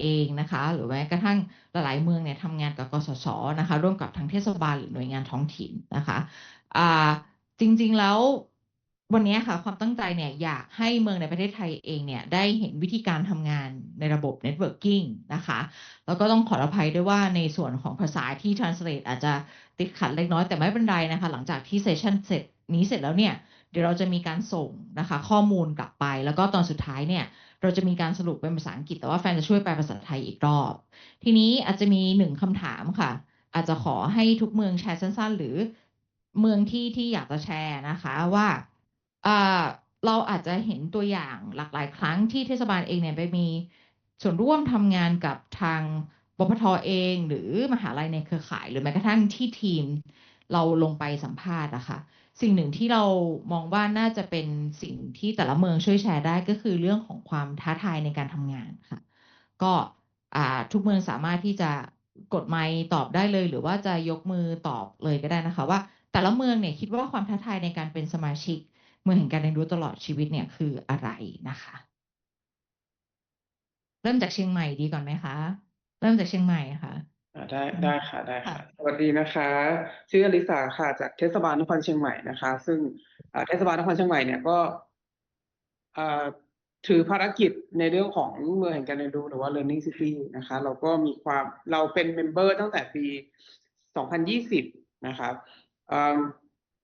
ในจากช่วงเวลาที่เราได้ทำงานมาเนี่ยร่วมกับทีมวิจัยแล้วก็พื้นที่ชุมชนอะไรต่างๆเนี่ยเราพบว่าเมืองเรามีองค์ความรู้เยอะมากทั้งเป็นองค์ความรู้ที่แบบดั้งเดิมที่เราเรียกว่าภูมิปัญญามีต้นทุนทางวัฒนธรรมมีมหาวิทยาลัย 3-4 แห่งนะคะแล้วก็มีนักวิชาการมีกลุ่มภาคเครือข่ายองค์กรอิสระหรือว่ามีภาค NGO เยอะมากประชาสังคมเข้มแข็งทีนี้เนี่ยความท้าทายของเราก็คือเราจะรวมทรัพยากรที่มีมากๆเหล่านี้ทั้งเรื่องของคนเรื่องขององค์ความรู้เรื่องของการถ่ายทอดเนี่ยเราจะสร้างแพลตฟอร์มอะไรขึ้นมาเพื่อให้สิ่งเหล่านั้นน่ะถูกนำไปใช้แล้วก็ให้มันอยู่ในชีวิตประจำวันให้มันเกิดขึ้นแบบเป็นธรรมชาติที่เราไม่ต้องเซตติ้งอันนี้คือเป็นความพยายามของเราที่เรากำลังทำอยู่เพราะว่าเชียงใหม่เนี่ยไม่ขาดแคลนพื้นที่แห่งการเรียนรู้ไม่ขาดแคลนองค์ความรู้ไม่ขาดแคลนสถาบันที่ทางวิชาการต่างๆแล้วก็มีชุมชนที่เข้มแข็งแล้วก็มี active citizen เยอะค่อนข้างเยอะนะคะอันนี้ความท้าทายจะเป็นขององค์กรของตัวเราเองมากกว่าที่เราจะรวบรวมสิ่งเหล่านี้ให้เกิดความเป็นเมืองแห่งการเรียนรู้หรือว่า lifelong learning ได้ยังไงนะคะขอแชร์สั้นๆประมาณนี้ขอบคุณค่ะค่ะขอบคุณค่ะมีมีเมืองอื่นต่อไหมคะหรืออาจจะขออนุญาต approach เลยได้ไหมคะไม่ทราบว่าทางกทมอยู่ไหมคะทางกทมอยู่ด้วยไหมคะเปิดไหมเปิดแล้วค่ะสวัสดีค่ะมหานครนะคะค่ะได้ยินไหมครับได้ยินค่ะได้ยินค่ะถึงกรุงเทพมหานครนะคะคือที่ผ่านมากรุงเทพมหานครเนี่ยเราบริหารจัดการเมืองแห่งการเรียนรู้ของกรุงเทพมหานครเนี่ยเราเน้นการขับเคลื่อนใน4ประเด็นหลักค่ะก็อย่างเช่นเรื่องแรกค่ะเรื่องการยกระดับการดูแลเด็กเล็กนะคะเรื่องที่2ก็เป็นการสร้างโรงเรียนให้เป็นพื้นที่ปลอดภัยแล้วก็เรื่องที่3เป็นเรื่องของการพัฒนาคุณภาพการศึกษาแล้วก็สุดท้ายค่ะก็จะเป็นในเรื่องของการสนับสนุนการเรียนรู้ตลอดชีวิตซึ่งทั้ง4ด้านเนี่ยค่ะเรามั่นใจว่าเรามีองค์ความรู้แล้วก็เครือข่ายในการร่วมกันพัฒนาเนี่ยค่อนข้างมากมายนะคะแล้วเราก็อยากจะมัดรวมทั้ง4ด้านเนี่ยค่ะรวมเป็นแหล่งเรียนรู้ในทั่วพื้นที่กทมเนี่ยผ่านแพลตฟอร์มค่ะที่ตอนนี้เราสร้างแพลตฟอร์มชื่อ Next Learn ซึ่งเขาทำร่วมกับกสศนะคะ Next Learn เนี่ยก็คือการรวมแหล่งเรียนรู้ต่างๆนะคะมาไว้ในแพลตฟอร์มให้ประชาชนทุกคนเนี่ยสามารถในทุกวัยด้วยค่ะสามารถเข้าถึงการเรียนรู้เหล่านี้ได้อะค่ะแล้วก็ตั้งอยู่ในบนแนวคิดในการพัฒนานิเวศการเรียนรู้ Learning Ecosystem นะคะซึ่งเรามองว่าในการพัฒนา Ecosystem เนี่ยค่ะก็จะประกอบกันด้วย Learning Space นะคะรวมกับ Learning Creator ค่ะก็สองส่วนนี้รวมกันเนี่ยก็จะส่งผลให้เกิดกิจกรรมการเรียนรู้ค่ะ Learning Activity ค่ะซึ่งเราก็กิจกรรมการเรียนรู้ที่มีคุณภาพเนี่ยค่ะก็สามารถเชื่อมต่อในเว็บไซต์ต่างๆได้เป็นผ่านแพลตฟอร์ม Next Learn นะคะซึ่งNext Learn เนี่ยก็รวบรวมหลักสูตรการฝึกอาชีพเป็นแบบ One Stop Service ค่ะซึ่งมีส่วนร่วมจากภาคีเครือข่ายทั้งภาคเอกชนและภาครัฐนะคะทุกคนสามารถเข้ามีส่วนร่วมในการแบ่งปันความรู้ในแพลตฟอร์มนี้ได้นะคะแล้วก็ซึ่งแพลตฟอร์มนี้เราจะแนกเป็น2ลักษณะด้วยกันค่ะก็คือในเรื่องของ next skill นะคะมุ่งพัฒนาทักษะที่เกิดขึ้นใหม่ซึ่งมีความจำเป็นที่จะต้องนำไปใช้ในอนาคตอย่างเช่นในเรื่องของเทคโนโลยีพวก AI แล้วก็การส่งเสริม sustainable นะคะเรื่องความยั่งยืนต่างๆค่ะอีกด้านหนึ่งค่ะเป็นเรื่องของ next job นะคะซึ่งเป็นหลักสูตรฝึกอาชีพที่พัฒนาร่วมกับผู้ประกอบการภาคเอกชนต่างๆค่ะอันนี้ก็เมื่อประชาชนเข้าไปเรียนนะคะแล้วก็เรียนจบแล้วก็สามารถที่จะไปทำงานกับผู้ประกอบการเหล่านั้นได้ทันทีเลยค่ะส่วน ในระยะยาวอะค่ะที่มันท้าทายอะค่ะกทมก็หวังเป็นอย่างยิ่งว่าเราจะนอกจากจะเป็นคนที่ควบคุมระบบเองอะค่ะเราอยากจะให้ประชาชนนะคะองค์กรแห่งการเรียนรู้เนี่ยเป็นผู้สนับสนุนแล้วก็เราจะถอยมาเป็นผู้สนับสนุนนะคะเป็นผู้อำนวยความสะดวกให้เป็นหลักค่ะเพื่อให้ระบบนิเวศในการเรียนรู้เนี่ยสามารถที่จะขับเคลื่อนแล้วก็หมุนเวียนไปได้ด้วยตัวเองค่ะโดยไม่ต้องพึ่งพาภาครัฐเพียงอย่างเดียวค่ะอันนี้ก็ถือว่าเป็นความท้าทายที่ยากพอสมควรนะคะที่จะส่งเสริมให้เป็นเมืองแห่งการเรียนรู้แล้วก็ถ้ามองว่าประชาชนสามารถทำเองได้อะค่ะมันก็จะมีความยั่งยืนในท้ายที่สุดค่ะอันนี้เป็นในส่วนของกรุงเทพมหานครค่ะค่ะขอบคุณนะคะเดี๋ยวอาจจะขออนุญาตสรุป2เมืองก่อนเป็นภาษาอังกฤษให้กับ audience นะคะ so we have received like some sharings and answer and also particularly some kind of question back to the floor as well from Chiang Mai. So the question I asked was what is the most challenging things that happen in your city as part of GNLC member? From Chiang Mai, since the city it's a historic city, right? And in terms of learning resources, there's no doubt that there's so many resources. Like we have a lot of cultural asset, and then also university, a lot of like skillful and educated population to help maintain like the ecosystem. But one of the most challenged, one of the difficult thing is that how can we maintain resources among these stakeholders? Because it seems like every partner also want to use and share these resources at the same time. So I think today for Chiang Mai, they have seen some example from Okayama City or other city, even like whatever Bangkok was talking about, like how to manage the platform for the shared resources. And I think I want to throw this question back to the floor as well for city in Korea or even other city across the world who are here. How do you really manage the share platform about lifelong learning? We know for the fact that it will be about like website, it will be about like online access, but sometimes to have a share platform to work among these stakeholders is quite challenging for Chiang Mai. And for Bangkok, they were talking about like the 4 pillars that related to as part of GNLC member. They have like Bangkok have like school under their provision that cover from like kids to like primary and secondary school. They promote the programs about like the safe space, the education development and lifelong learning. They have the platform called Next Learn that they work with the EEF Equity Education Fund and to design a program that cover all age. And then for Bangkok, they promote a one-stop service platform that they can share the resources, program, and information, hoping to connect, not hoping, sorry, aiming to connect like not just student or like normal people, but also connect to like business and industry. Like for example, like the skill development program. But the most challenging thing for Bangkok, it's about like it seemed like the structure at the moment they rely on the government structure.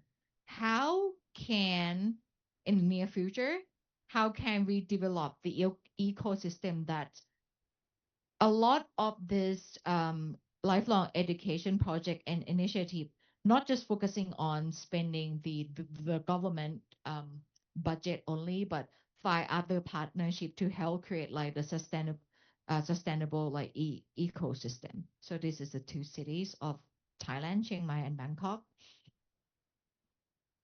Okay, I think we have Tak, right?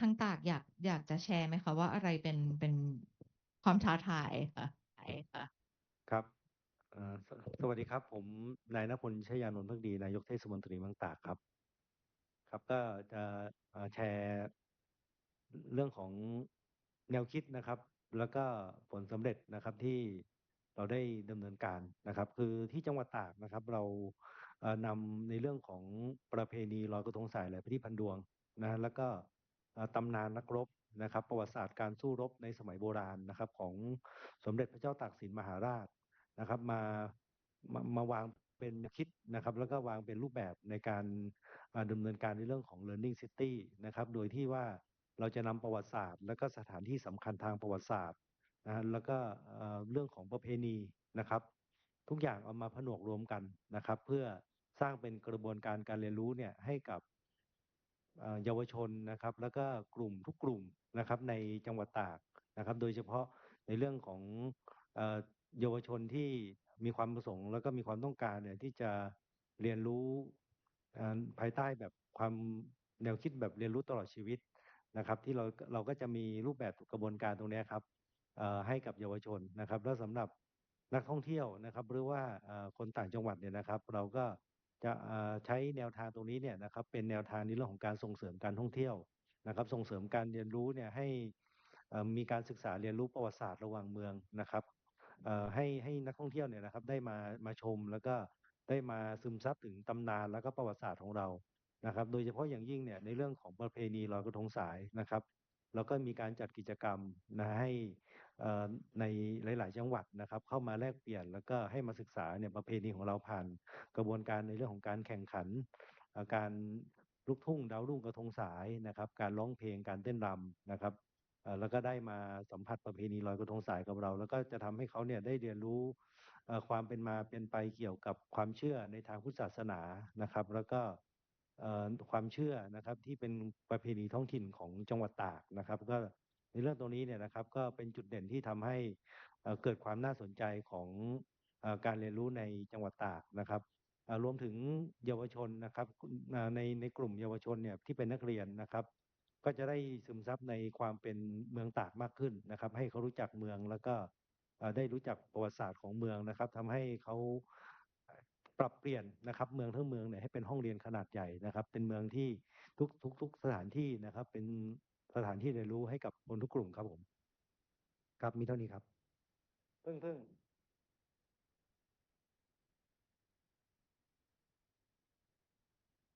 เดี๋ยวแฟนเดี๋ยวโทษค่ะเดี๋ยวทางนี้สรุปให้นะคะอาจจะขออนุญาตเสริมประเด็นเรื่องของการทางตากเองทางตอนที่เราทีมเราไปลงสัมภาษณ์ก็จะพูดถึงเรื่องของ migration ด้วยเนาะเรื่องของการที่มีคนที่ย้ายถิ่นฐานมาด้วยส่วนหนึ่งดังนั้นว่าทำอะไรเป็นฐานสำคัญนะคะ so the sharing from Tak City just to give you a little bit of information Tak basically is next to Burma so it's a border city.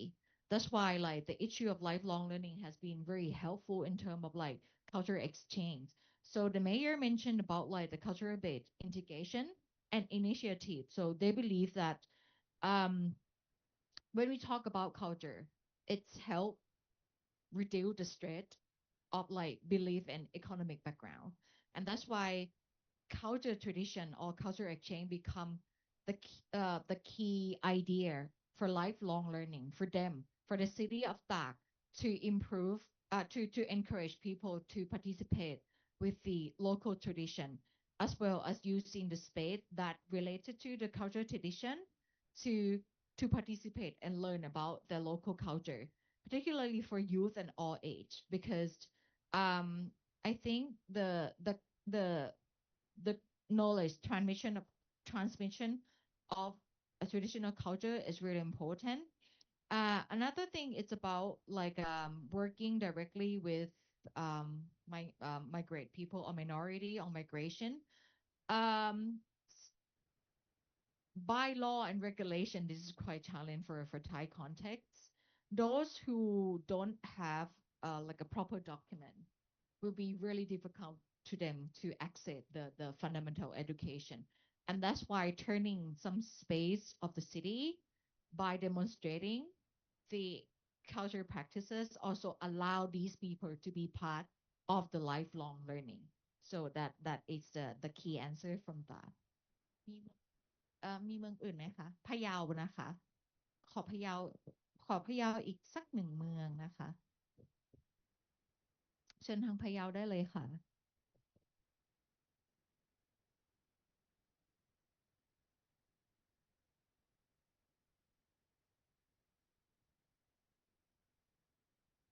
พะเยาเอ่อไม่ไม่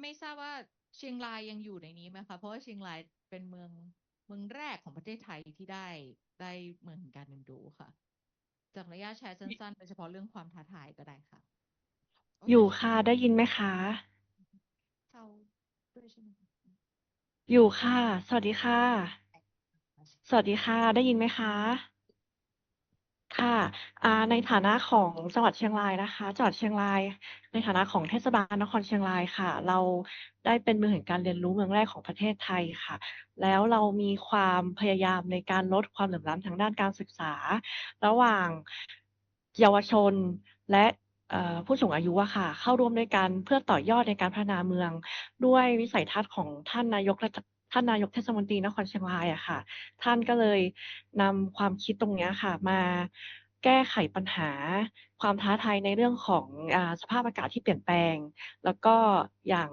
แผ่นดินไหวที่จังหวัดเชียงรายได้รับผลกระทบปัญหาน้ำท่วมที่เราได้รับผลกระทบเมื่อปลายปีที่แล้วค่ะแล้วก็ล่าสุดอาจจะเป็นเรื่องของเศรษฐกิจและสังคมในปัจจุบันที่ตอนนี้ทางท่านนายกเทศมนตรีนครเชียงรายกำลังหาแหล่งเรียนรู้หรือว่าหาแนวทางในการจัดการการเรียนรู้ของคนในชุมชนนะคะเพื่อให้เกิดชุมชนเกิดความยั่งยืนแล้วก็เกิดการเรียนรู้ได้ด้วยตนเองโดยที่ทางเราเป็นตัวสนับสนุนและซัพพอร์ตค่ะอันนี้น่าจะเป็นแนวทางแล้วก็ความท้าทายที่ทางเทศบาลเราอยากจะทำให้มันเกิดขึ้นแล้วก็ช่วยลดความเหลื่อมล้ำไม่มากก็น้อยไม่จะเป็นในเรื่องของด้านการศึกษาก็ดีแล้วก็เรื่องของเศรษฐกิจรายได้ที่มีผลกระทบในปัจจุบันค่ะ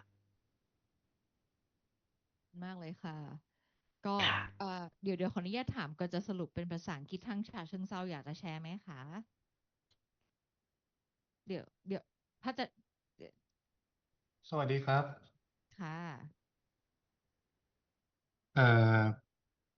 สำหรับฉะเชิงเทรานะครับ so เชิงเทรา municipality we are member of GNLC since 2020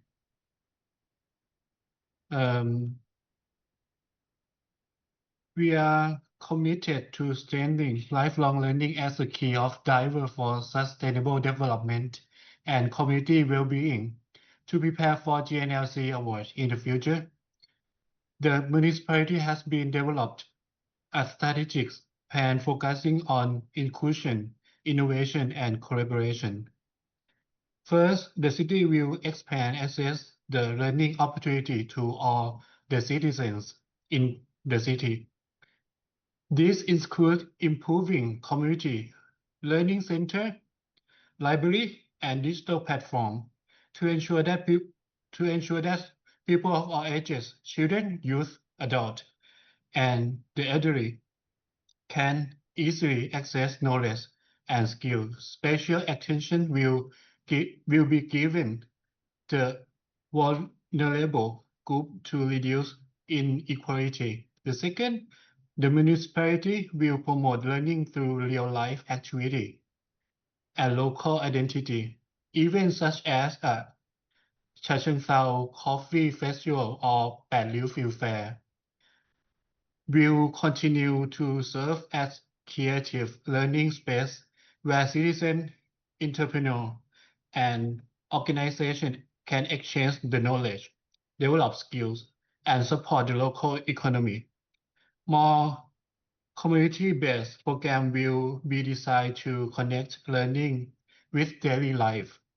Third, a strong partnerships will be strengthened across sector collaboration between government agency, education institution, and private sector and civil society will be enhanced to the co-create learning initiative that respond to community needs. For the city will arrange its learning policy with the sustainable development goal. focusing on quality education, sustainable city, and inclusive growth. Finally, a monitoring and evaluation system will be developed to track progress and ensure continued improvement. To this strategy, Chachoengsao aim to become the model learning city that promote lifelong learning for all and achieve sustainable development in the long term ครับ เลยค่ะขอบคุณมากเลยค่ะ so I think Chachoengsao has like expressed their like idea and concept of Chachoengsao city. I would like to go back to Chiang Rai where they talk about like because Chiang Rai is the first city that become GNLC member of Thailand. So at the beginning, Chiang Rai mayor see the opportunity to adopt the international framework for of becoming GNLC member to reduce the inequality education, and particularly the context of Chiang Rai. It's about the environment disaster, and so they have faced many like severe disaster like earthquake, and the most recent thing is about big flooded. So the question is, how can these international framework help to build resilient backs to the community? And that's why um, their initiative, and which now also become a big challenge, it's about community education base, how the education can be promoted through local community, and how to encourage local community to take part as lifelong learning. Because when we talk about the context of Chiang Rai and Tak, our research team also see the similarity. These two cities are a border city that's connect to Burma, and that's why migration is also part of the the factor that they should consider as well. So and for Chachoengsao, we know for the fact that it's Chachoengsao is the area of the industrial city as well, and that's why like building inclusion, like working among like many people from different background is also challenging, and how can the city promote like using the city space to be part of lifelong learning. So I think now we at the perfect time. So thank you so much. Thank you like all Thai city. Thank you Chiang Mai, Bangkok, Tak, Chachoengsao, and Chiang Rai for your answer, and also like thanks to like city like Sukhothai นะคะ Yala นะคะ Phayao, and Phuket who participate today. As we have quite a limitation of time, so I would like our team to speak a little bit before we go to the Q&A question. Please like prepare for Q&A, or if you don't feel comfortable speaking, you can type on the box, on the text box, and then we can pick it up and answer. And after that, we will have like a short summary from Dr. Alexandra Dennis in English, and I will do in Thai. And then I think we take quite like good time today, so we'll finish this session with the summary. So can I please pass the microphone to Professor Patana? I learned a lot today, from, UN, from UNESCO, from, representative from Japan, Korea, and most of all from, the Thai representative cities. I feel like, and it is something that I really want to show my appreciation that we have everyone here start to have this meaningful dialogue. For me, myself, based on examples from UN itself, from UNESCO itself, and also from Korean and Japan, to compare against what we have learned from the Thai cities here. I feel like there's so many issues happen in the cities, in the local context.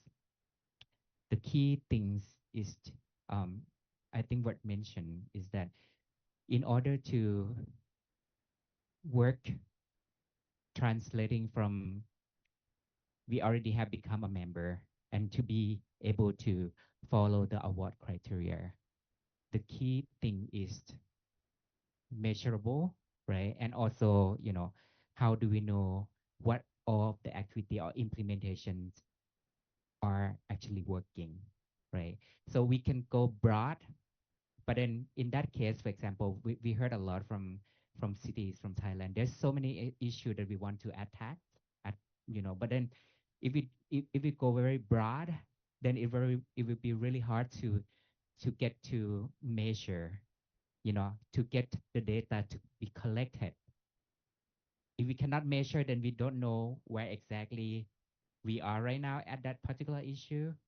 I mean, of course, we cannot pick only one issue to tackle, but we can do broad. But then we probably pick some main issue.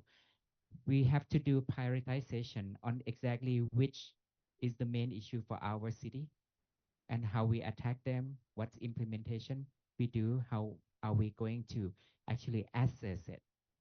So I can talk a bit about my view of seeing, for example, in Japan, right? So Japan, when we talk about learning city, of course, there's so many issues, but then Japan tying learning together with, sustainability.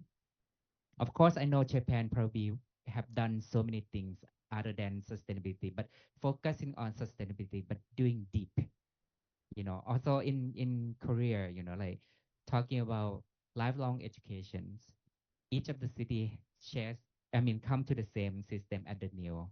I believe each of the city attack lifelong learning in some particular area. When we talk about learning, of course, there's so many topics about learning, but that particular area will probably attack on, like historical learning, or maybe some of the area near industrial, they probably attack on reskill, upskill for the people in the community.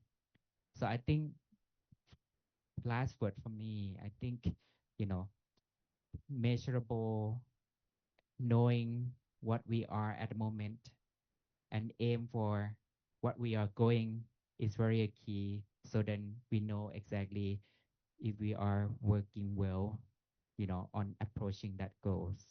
Priority is very important. I think we need to pick, some area that we have to dig down on. Yeah. Thank you so much.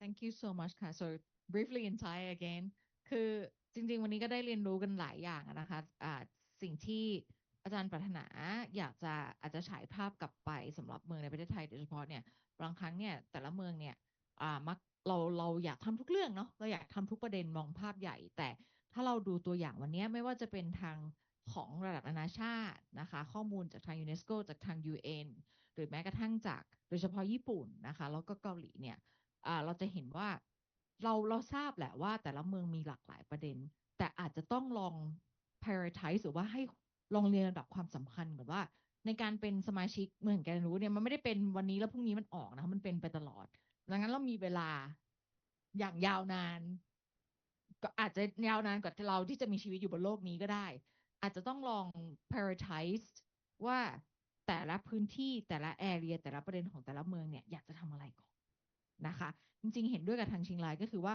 ตอนนี้ชัดเจนแล้วว่าเรื่องของ disaster เรื่องของภัยพิบัติหลักเป็นหลักดังนั้นเนี่ยจะทำไงให้เกิดการใช้ lifelong education เนี่ยเพื่อสร้างความยืดหยุ่นให้เมืองมันยืดหยุ่นมากขึ้นนะคะ so I'm going to move to the Q&A session if any of you have question you can raise your hand or you can type on the box นะคะเมืองอื่นเมืองในไทยมีคำถามไหมคะมีคำถามไหมคะ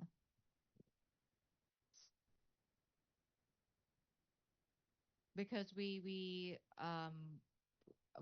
spend quite a lot of time but if you don't have direct question or you cannot really like process the question for the moment so please be informed that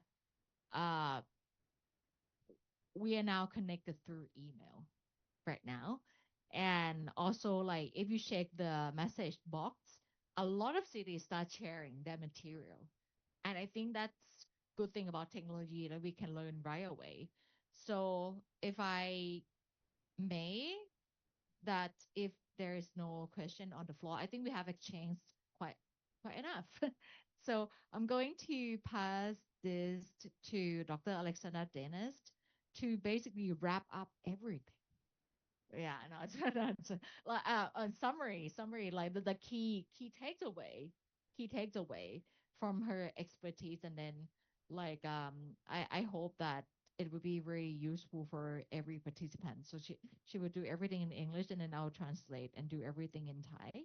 So.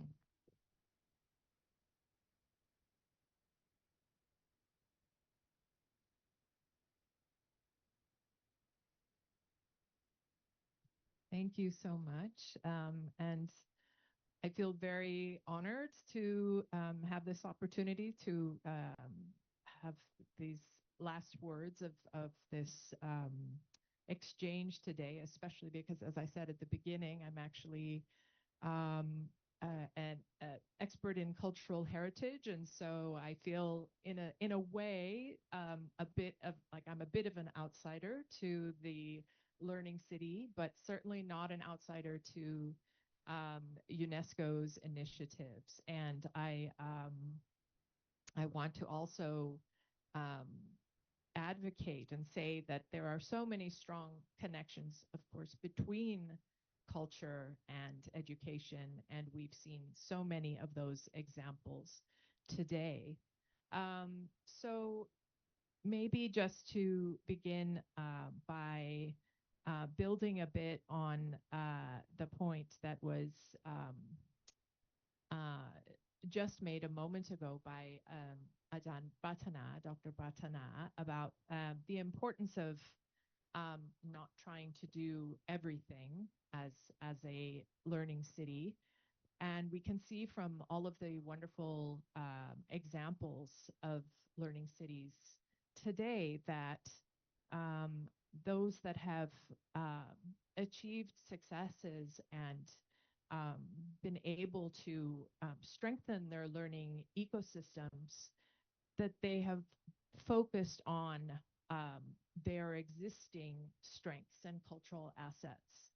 And I want to go back to one of the words that Dr. Adirapa used for this, the sort of the core DNA of the city. I think this is so important to really have this assessment of the city's strengths, its resources, cultural practices, traditions, local knowledge, and to have that be the starting point and foundation. And we heard so many examples today from our peers that reflected this, whether it was in Okayama with the discussion of the komikans, and also several examples from Korea that showed us how this building on the existing strengths of the city is absolutely vital for creating the strong and resilient learning cities. And I also actually wanted to say a bit about the award application process itself, because this is actually how I came into this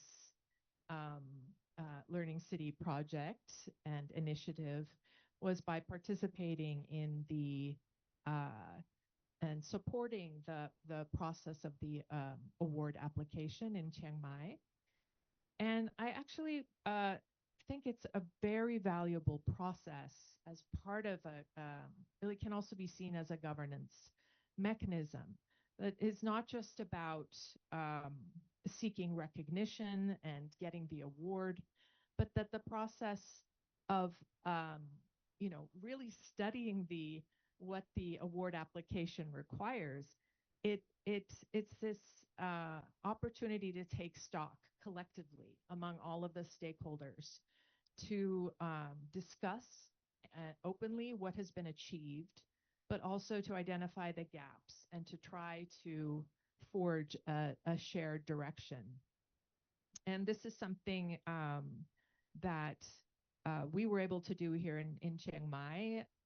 For example, in January 2025, a while now ago now, in the strategic planning workshop that the research team helped to organize, brought together 33 different participants from across a variety of stakeholders: the governor's office, municipality, Chiang Mai University, the Creative Economic Agency, schools, community organizations, civil society, and missing any of them? TCEP, yeah. And one of the things that we discovered in this forum was that many of the stakeholders felt that they were, working in similar areas and trying to strengthen learning and lifelong learning, but there wasn't a shared forum. This was one of the first times they had all come together to really talk about their shared initiatives. So this was a moment of collective reflection and anchored around a concrete goal of the award and applying for the award.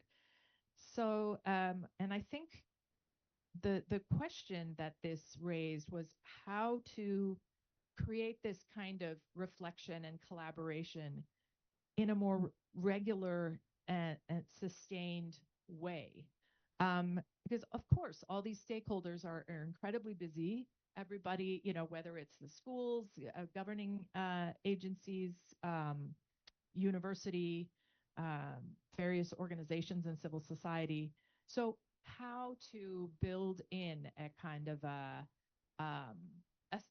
really a system for bringing these stakeholders together. And I think we got some examples of that today that were really very informative and could be models to study, whether it's the Nile example from Korea or again the example from Okayama.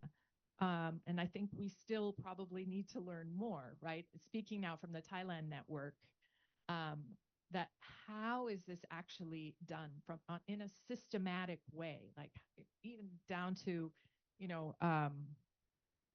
the question of budget for this organization, this sort of central organization, question of how often are meetings held between stakeholders, how to understand the sort of liaising and communication that needs to happen between different stakeholders. Because it's clear that a lot is happening, but not everybody knows what everyone else is doing, right? And so then this is, of course, the term that we often use for this is the sort of siloization. Everyone has their own particular budget and their own particular KPI and timeline, but how to create synergies between those. And so I think this is one of the big benefits of the award process, is actually looking at what structures are in place, what structures are need to be put in place to support more stakeholder communication and sharing. So, and at this meeting, and I think probably most of the Thai learning cities would agree, is that this sort of siloization is one of the biggest obstacles. And so you have the schools, universities, civil society organizations all doing valuable work, but not necessarily communicating, saying how can we be on the same path. And then another challenge that arose from this award preparation process is just budget and policy discontinuity. For example, here in Chiang Mai, there's a much celebrated Laksut Rak Chiang Mai, or the Love Chiang Mai curriculum. This was in the past historically developed with the strong local vision and community energy, but it lost funding when the administration changed. So, and of course, a learning city ecosystem can't just run on enthusiasm and short-term project grants. There has to be continuity, has to be sustainability. So there is then this question of how to closely examine how budgets are operating. We do know from the process of writing the developing the award, Chiang Mai Municipality allocates 20 to 25% of its budget to cultural and educational activities, which is significant. But how to ensure that the Learning City coordination specifically is protected within that envelope. And then, so monitoring and evaluation, this has already been raised very importantly. Again, the award process, really, you can't get around it, right? You have to face the reality. How are we monitoring and evaluating learning outcomes? And we saw, again, wonderful examples from Okayama that we don't have to have thousands and thousands of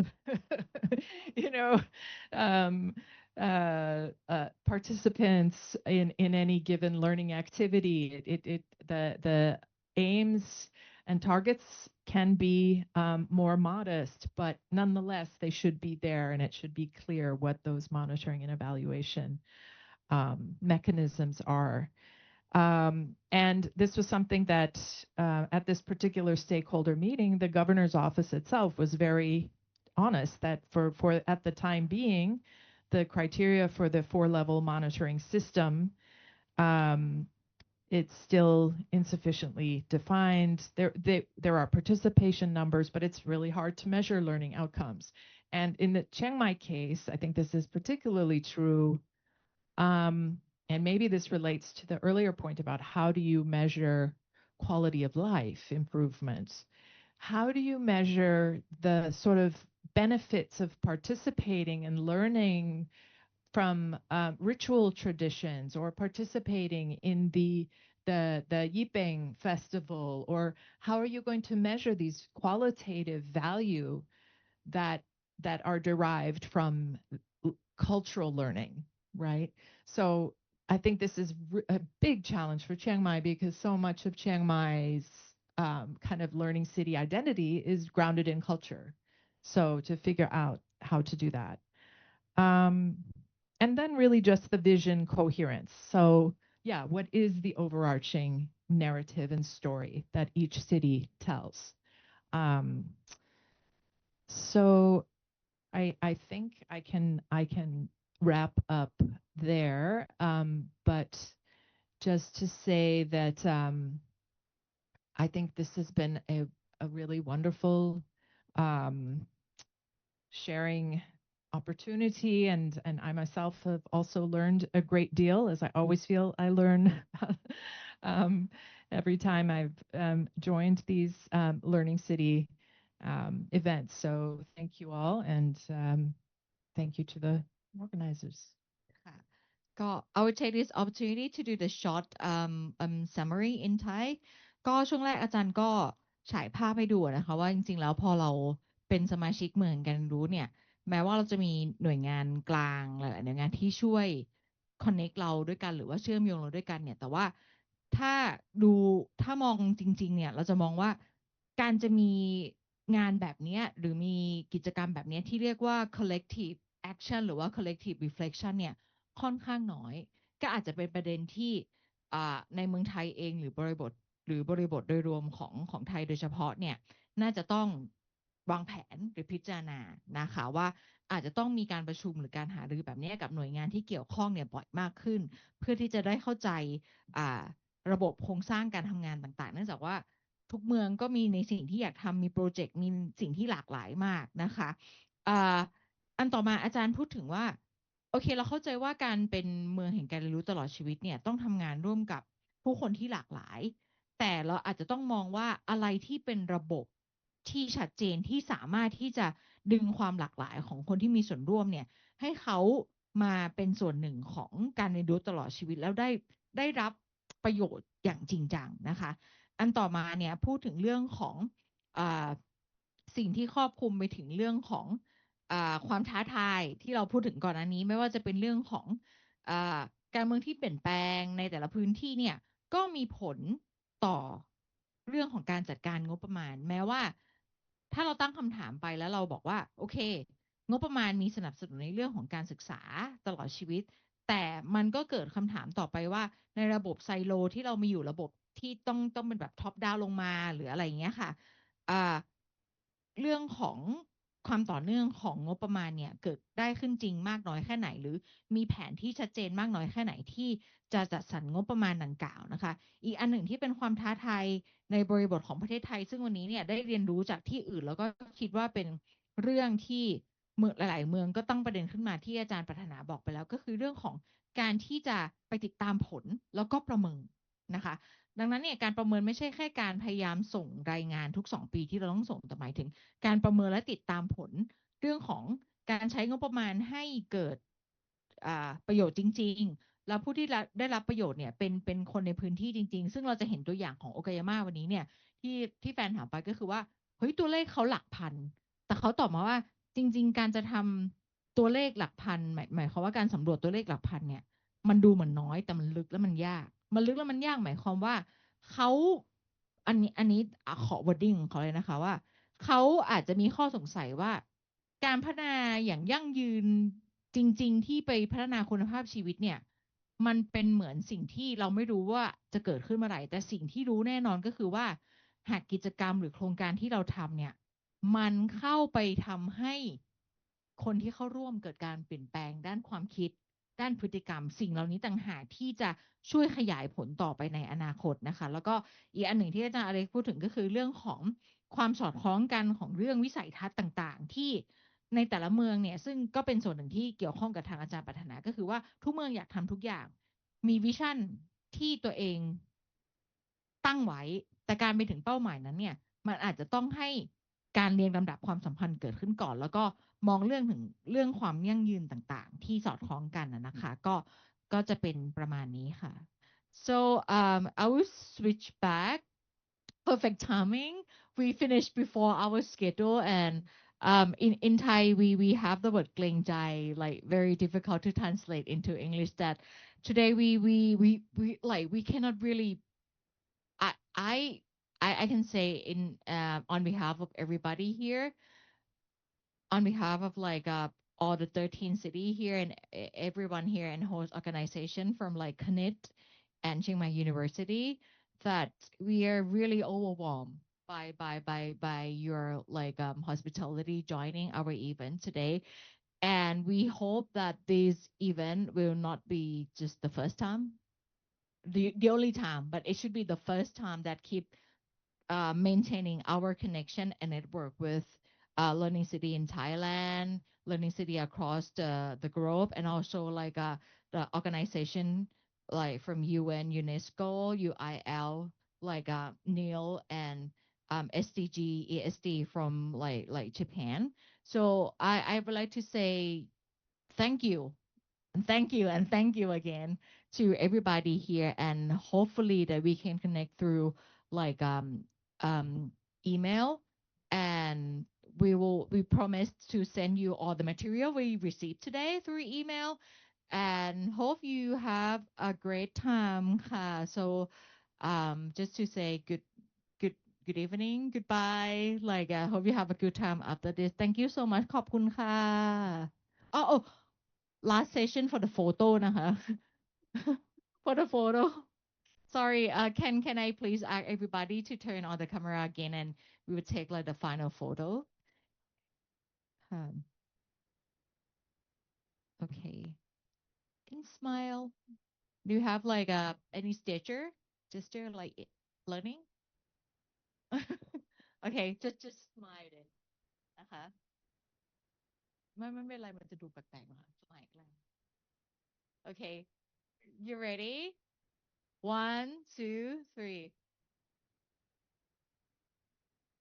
โอเคค่ะขอบคุณมากๆค่ะ thank you so much ค่ะคุณซามิดา and I thank you I just try to speak every language here thank you so much ขอบคุณค่ะเราปิดเลยค่ะ